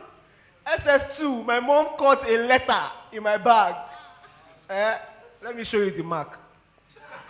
No, I'm not joking. Can you see? SS2. I wrote the letters Me that they picked me from private school that I was failing. They brought me to public school and I was still looking for girls. Those laughs, they are still resounding in my ears. Till I graduated from the university, I didn't tell any girl I love you. In my fellowship then, I was an associate pastor. They were only asking, bro, Jed, you don't have a girlfriend. It is me that I know. I was still scared of my mom, even in the university. So Solomon, if you have a girlfriend at this time, what class are you? SS3. You're a big boy now. So if you can just share with us, what do I need to have? I mean, some of them will be out of school in some months. They'll get into university. What do I need, to get a good girl? And I'm not, shashaying. Okay, two things that I'm going to be talking about. The first thing is, your in branding marketing terms, there's something we call a target audience. The people that you are looking forward to attracting the most. Yes. So you need to have a target audience. If you are looking for, you want a girl who is not, all about the money, you can't be looking at people who are all about the money. So it means that you need to have an idea of the kind of person you want to attract. You want to attract somebody who is forward-thinking, who is impact-minded, who is not for the short run, but for the long run. They exist, right? So that's super important for you to know that. And so you won't be, that's number one, you're not going to be, focusing on the people who are all about the money. That's number one. Number two, you're not going to be comparing yourself to the people who feel like they have money. Because a lot of times what happens, the problems that a lot of boys have is that you're comparing yourself to people who have money, whether by hook or by crook, or, you're comparing yourself. So this kind of person, because he has money, then he's able to get girls. Because I don't have money, I'm not able to get girls. You must not, you must not compare yourself to other people. And yes, the final thing I'm going to be talking about is that you need to also take away this, how do I put it? There's this mentality, right, or where you think that having money, or how do I put it? Yes, that a girl should only be able to ask for help from people who are romantically attracted to her. So I'm going to give an instance so that you understand. So I've had instances where, when I say something like, maybe in the past, no, not this, but I say something like, I need money, I'm broke, I need to get money, right? And when I say I need to get money, I'm saying, what can I do to get money? What work can I do? How can I get money, right? Because, of course, I know that I need to provide solutions to get money. And then, you have people who are asking, don't you have a boyfriend? What happened to your boyfriend? It's a mentality. So you need to get rid of that mentality, because as long as you keep thinking that, if a girl needs help, the first thing you need to ask is, does she have a boyfriend? What happened to her boyfriend? Or what happened to her toasters, the people that are toasting her? You need to get rid of that mentality, so that you know that it's whatever you want in the long run is very possible. That's what I would say. Awesome. Please put your hands together for Miss Orifunke. Yeah. So, did you get something? Guys, so I'll go straight into your questions now. Where should I start from? Start smart. So let's just do it 1 minute. So there's a question for Dr. Ruby, two questions for Christina. Or if we can ask questions too. So people are taking you on this girl matter. She has not even answered questions on girls. Okay, so Mr. Osman, this first question, if you can help us answer, 1 minute. Okay. What do you do about guys who have the mentality that when you pay bride price to your in-law, you have bought their daughter, and that you can do anything with them? How do you know, Mr. Okay, I said he's married. Okay. Okay. First of all, I have a girl child. My daughter is going to be 9 in November. November 25th. I know the date of birth. Okay. And from the part of the country that I am from, the bride price is not that high. In fact, most parents return it to the husband. My view to marriage is very different from the views of people in my own generation. You know, I'm 41, so but it's very different from the views of the people of my own generation. For me, I think I see marriage as a partnership. My views towards love and all those kind of things are slightly different. For me, I see it as a decision. I see it as commitment. It's about, I don't think that it makes sense to think that you have, because you've paid bride price, you can do anything you want to do with a woman. I have some views that are not really popular. I don't believe that, a man might not be domesticated. You might not have been trained on how to cook and do all those things. But it doesn't mean that when you marry a wife, she becomes a slave. Or that if she doesn't cook, you now get angry. If you must eat, make money and hire a chef. Correct. Do you understand? If you want your clothes washed, they are dry cleaners. Life is very easy. The way the world is now, it's not that deep, to be honest. So that you have paid a bride price, and it's not the era of slave trade. You can't buy somebody because you pay. You paid a bride price because the family, paying a bride price is that you see value, because things that you get for free, in most cases, you don't value. The bride price is not buying the woman, but it's showing that, this person that I'm coming to me, there's a value that I place to her. So that's why in most cases, families return it. I think it's a very jaundiced view. Like how much is the bride price? From my area, like 20 naira. Yeah. Edo State is 20. It's almost non-existent, but it's just in most. So it's not 20 naira is the financial amount, but you are asked to bring a couple of things, and then the woman would pick one thing out of those things. In fact, when I was getting married, I didn't really have I did not have money.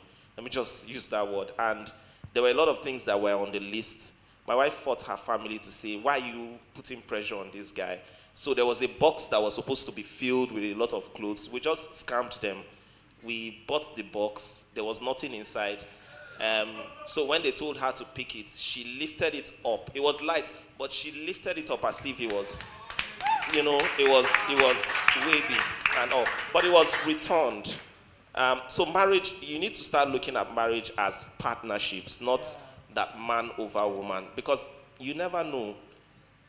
It might be the woman that will be the provider. It doesn't mean that you are less of a man. It's just how God has said it's going to turn out. Now, if you've put yourself in a position where, at the time when she's the provider, you've put yourself in a position where you should not be appreciated, then tough luck. Thank you. Please put your hands together for Mr. Osman. Yeah. So, I don't know if I should go to Dr. Ruby. You just picked on one of the questions I asked Dr. Ruby to say if the wife earns more than the husband, how do you manage that? Maybe she should just help us answer both questions together. Then there's a question that says, my parent treats me differently from my sister. What is the reason behind this? Is it discipline or being strict? It depends. Please, can let it not be that you are Sunday Dagboru. Thank you. So I think the question, let me just repeat the question so that I'm sure I got it, is that if a woman makes more money, earns more money than her husband or than the man, how should you handle it? I love the way that, Usman talked about it. It's really a partnership. Marriage is a partnership. So, and there's something else he mentioned, which I don't know if you caught. There are different seasons in marriage. So it's possible that at the time you get together, maybe the man is still finishing up his own school, or he's getting a degree, or he's trying to increase his skill. At which point, the woman is the one who's earning the money, and she's the one who's supporting the family. And then tomorrow, when the guy has blown, if that is the plan, then it's the roles reverse. and then he's the one bringing in the income, and she's the one that's being supported. But by and large, because the truth of the matter is that there are some situations where the woman may have a higher earning capacity than the husband, because by virtue of what they do is different. So perhaps the price that is paid for, if you were married to like a surgeon, you know, that does very highly skilled surgeries, she will likely earn more. Doesn't matter who she's married to, even if she was married to, you know, a sheikh, because of the value that is placed on the kind of work that she does, and vice versa. I think we should look at things less from the perspective of money and more from the perspective of impact. And I think that is what separates those that you see on this stage from other people, is that there are some people who are always looking for what they're going to get. You know, some people actually go into relationships to get something from their boyfriend, to get something from, you know, but you should be thinking about how you are going to give. What impact are you going to make? It's the same thing in marriage, it's the same thing in relationships. And you best believe that everybody sitting in this room today has a purpose, and you have your own quota to give back to the world. Everything that you're enjoying, somebody created it. Somebody made it. And I think it is unfair that you come and you deplete the resources that you see and you do not give back. So I know it's a complex response to the question, but it's really very simple. At the end of the day, what are we saying? Whether it's the man that makes the money or it's the woman that makes the money is irrelevant. The two of you are in a partnership, and what you should be thinking about is how you bring the best of both worlds together, so that together you make an even stronger impact than you can make by yourself. Awesome. Thank you. Thank you, Dr. Ringo. All right, so we need to run. This is for Mrs. Christina. 1 minute. Can I become a doctor and also follow my dream? I don't know what the dream is about. Is it possible to balance both? Balance the two. Okay, say music.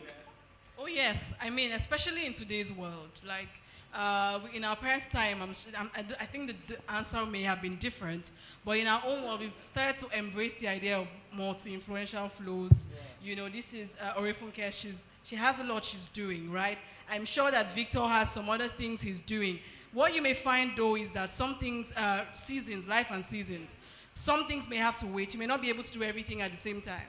You may decide to, I like to say that, you know, while like plants, you know, it's only shrubs that, you know, branch out from the roots. Trees grow and then they branch out. So I like to say that for you, you know, you may want to focus on a core. What are you going to use to first get off the ground? And then you can begin to find expression for all the things that you have inside of you. Solid. Please put your hands together for Mrs. Christina. Solid, solid. So the person that asked this question, I think our answer suffices to say I have two ambitions in my mind: becoming a footballer and becoming an engineer. I love both ambitions. So how do I choose? But footballing, yeah. So quickly to Victor.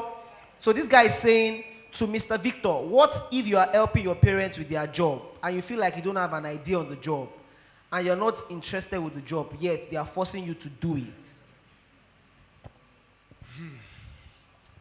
Watch 3 Idiots. There's a movie called 3 Idiots. Yeah.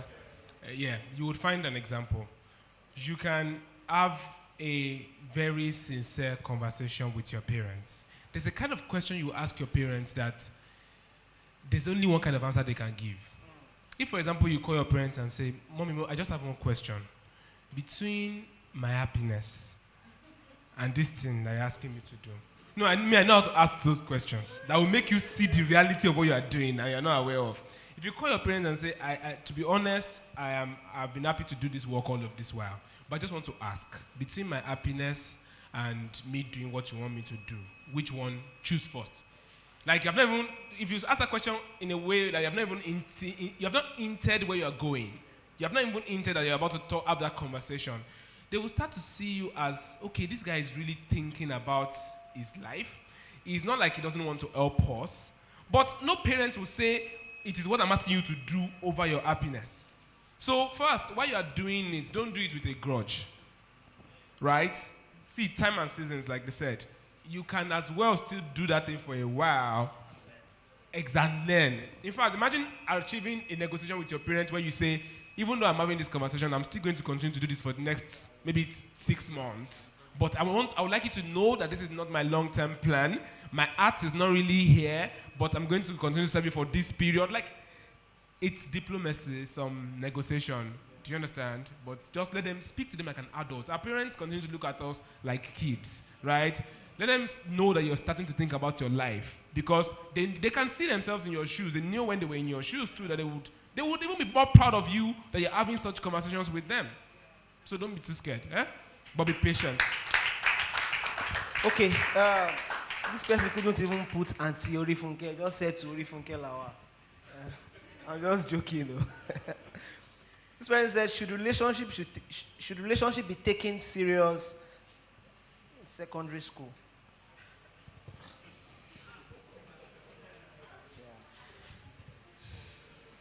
My answer is a straight no. And from experience, I know that at your age, you feel like you are mature. You just feel like you are mature.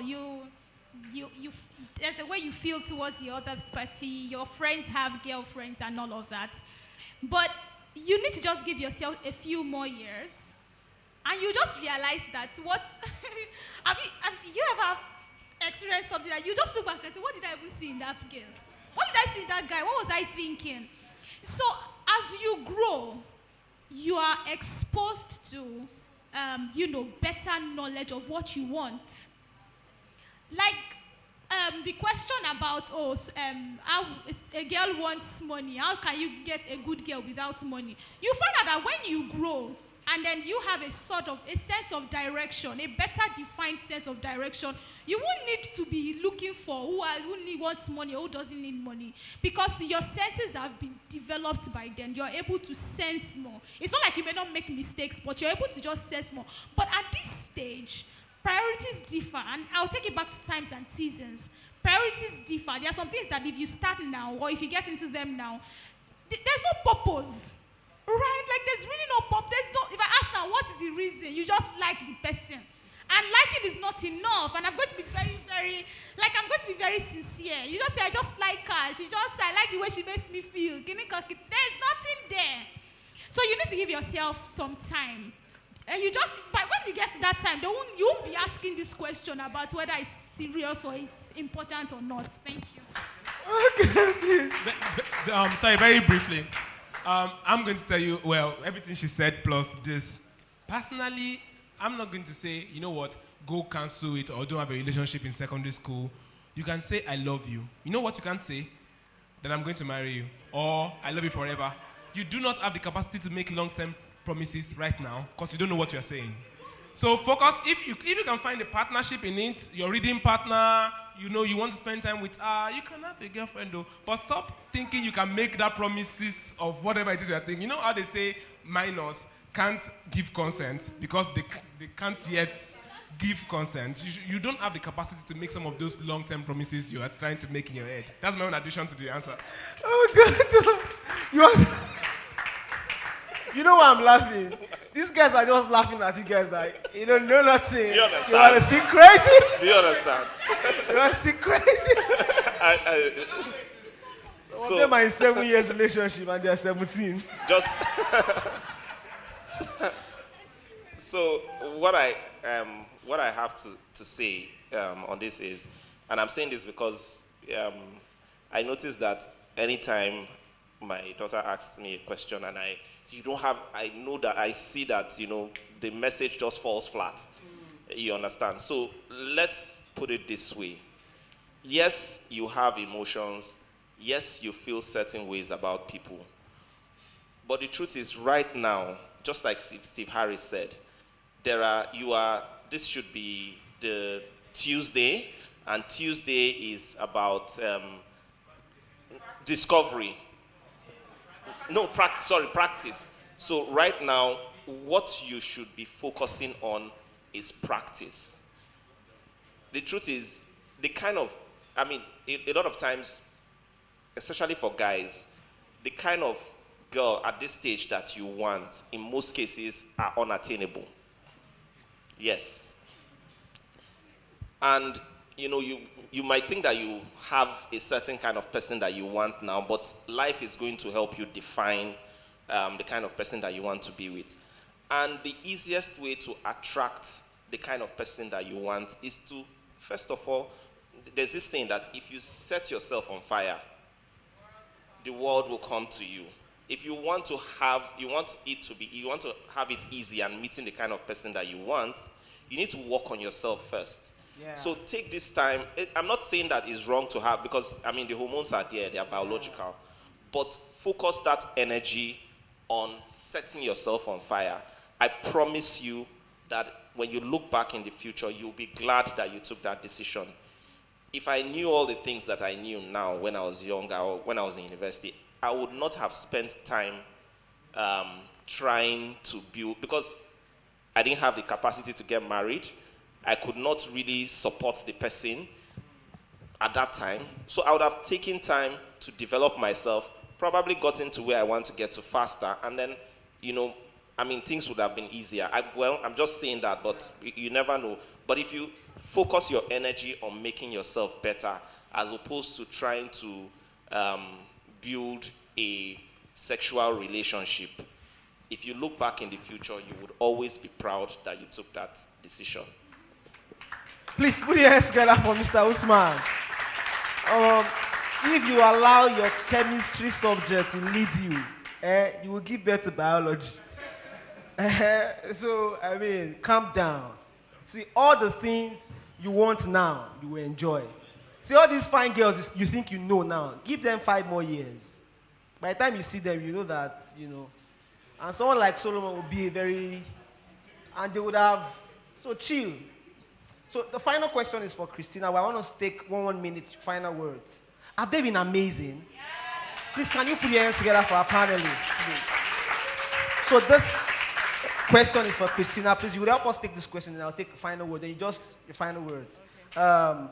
This person said, really, in a practical sense, the ideology of gender equality is as sensitive as a phenomenon like racism that is as old as human existence.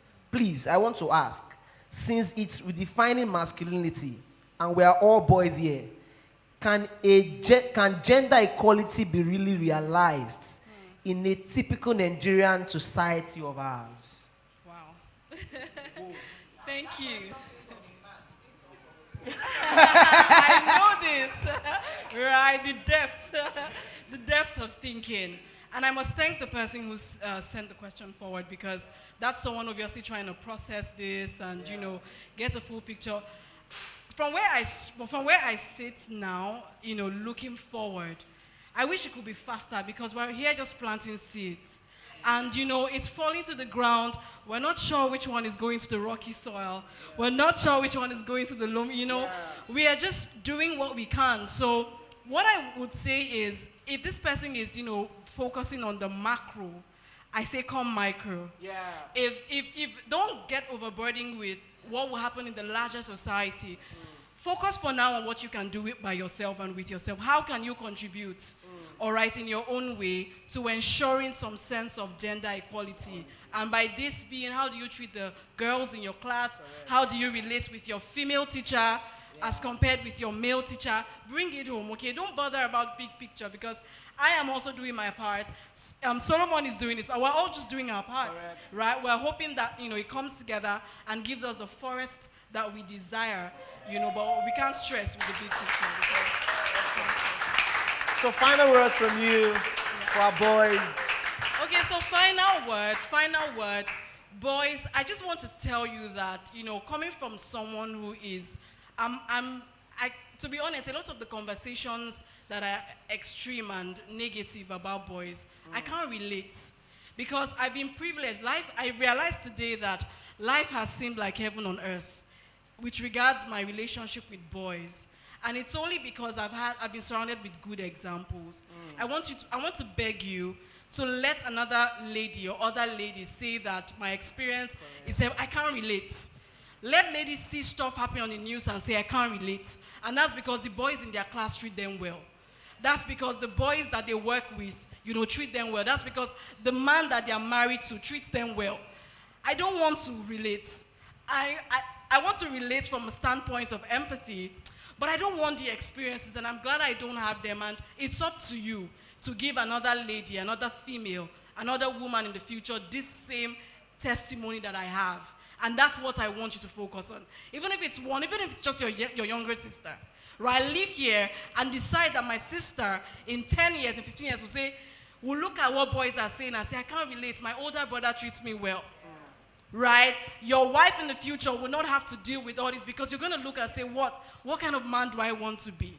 Right? And you're going to start to work on being that man from today, even if it means being different, all right, from the pack. So well done, boys, and thank you for being here. Awesome.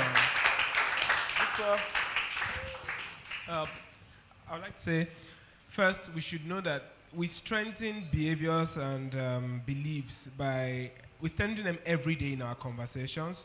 So more like this is where I'm going. If you and your friends are speaking, I want them to say something as the norm. That of course that's how women are now, or you are the man. If you say, "Are you sure? Are you really sure? Do you really want to read?" Like if you question, thank you. Many things have been normalized, and you will see your friends do it or act or say it. By questioning it, you put a pin in the balloon, right? That would have continued to grow bigger and bigger. If you see your friend do something, maybe a girl is passing your classmate, and then eats her in a very in a suggestive way, you should be able to say, no, that's not right, right? Of course, they will look at you surprised, like, what's wrong with this one? But you're not fighting, you're just having them question it. You're exactly, subtly. I'm not asking you to fight them or to, but just question it subtly.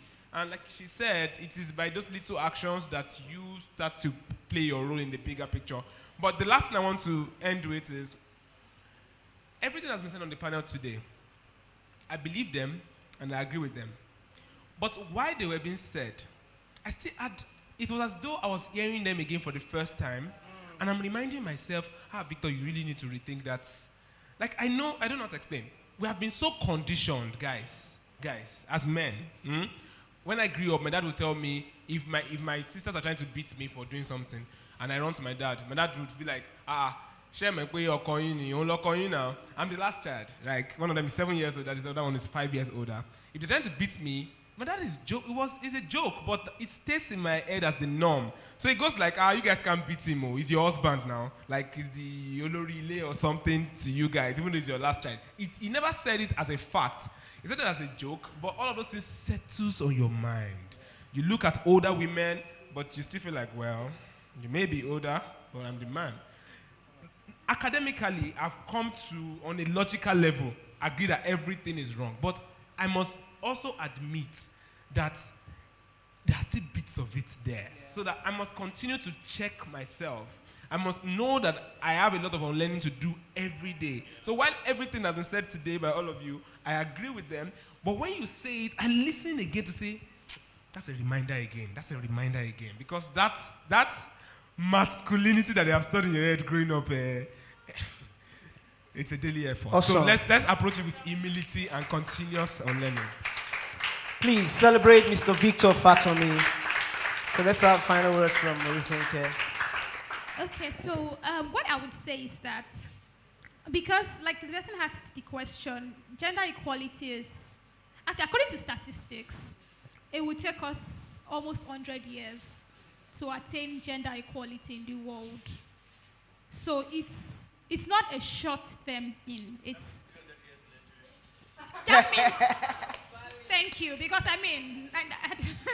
so it's not a short-term thing. It's a long-term thing. It's something for the long run. So it's so important that understanding that this thing is something for the long run, you must be comfortable being the odd one out in a positive way.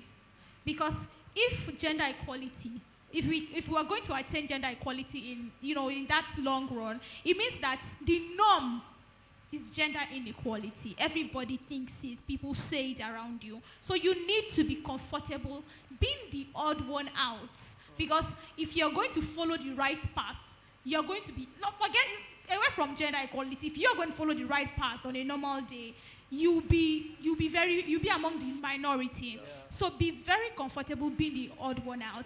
It may not look like it now, but over time, you just find out that you'll be grateful for yourself in the long run that, oh, you actually chose the minor way out, but it was the right way out.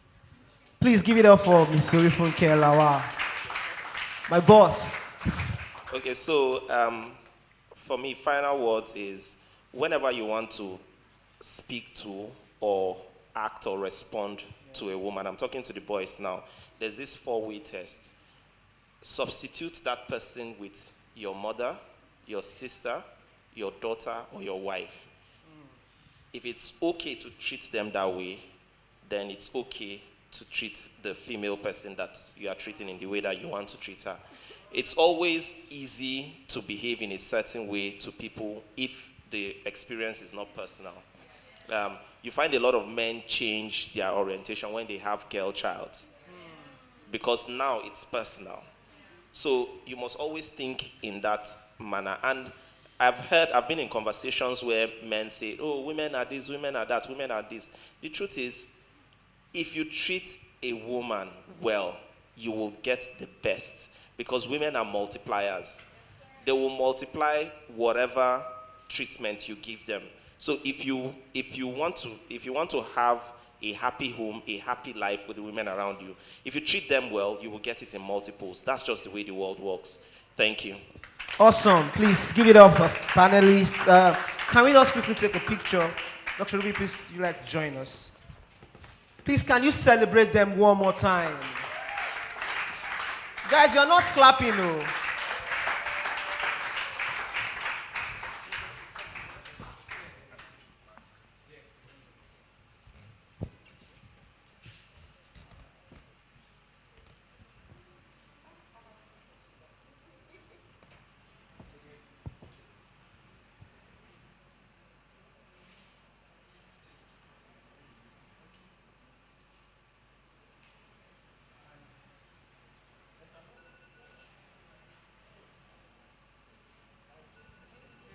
Awesome, please. Celebrate our panelists.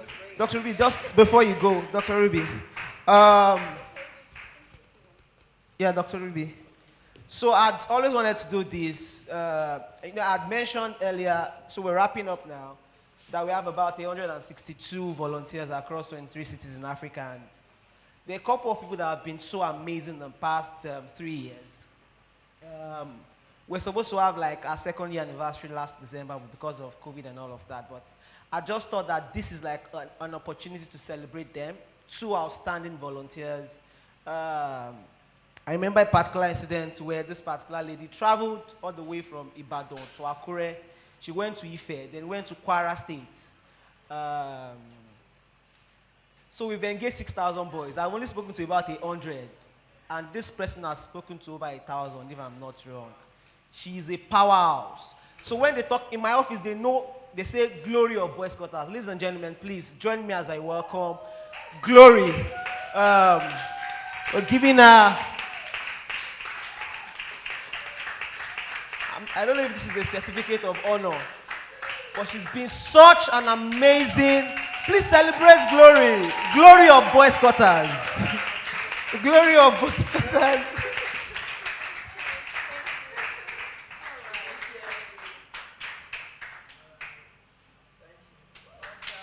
Awesome. Thank you, Glory. We're so grateful. I'm so grateful. Yeah, I mean, so I left school when Glory came into school. I mean, she just heard about me long ago and she found interest in Boy Scouters. This other person is like our voice of reasoning. I met her in 2019, and ever since then, you know when they say someone is consistent. So while TVC was interviewing me this afternoon, I said Boy Scouters is a women-led organization.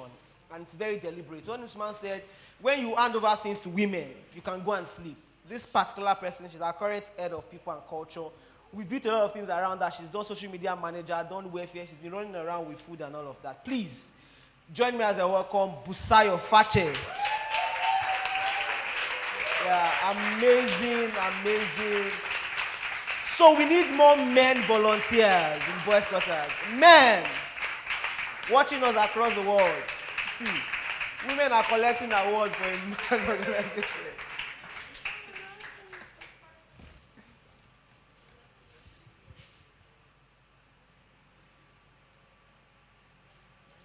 Awesome. Thank you. Thank you, Ruby. Thank you, Ruby. Yeah, so we've gotten to the end of today's session. I would like to especially thank everyone for coming, especially the students. I know it's been a long day for you. Today is a public holiday, and you shouldn't be out here today, but I mean, unofficial public holiday. Yeah, I want to say a very big thank you. Please, can you celebrate yourself? Please put your hands together for yourself. Our guys from Lagos, our guys from Refugee.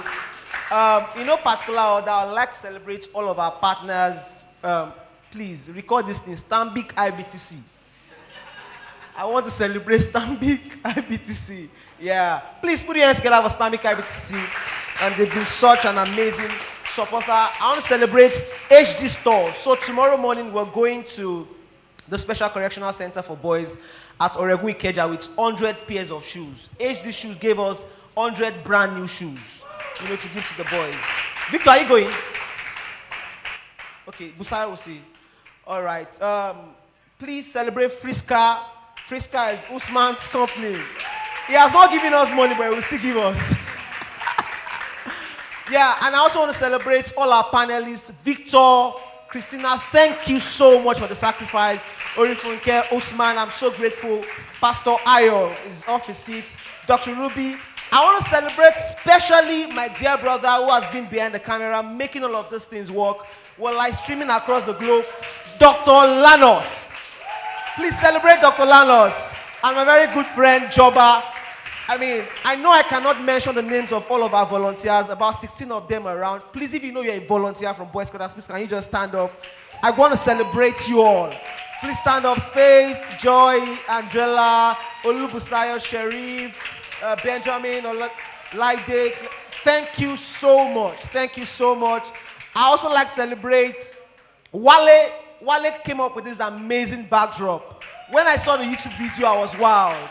Amazing. He created this amazing stuff. Thank you all. I mean, just as I've said, this is not a 100-meter dash. This is a marathon. We're just getting started. I mean, from now on, we're going to schools to start a club where we can follow up on this conversation. We can't end here.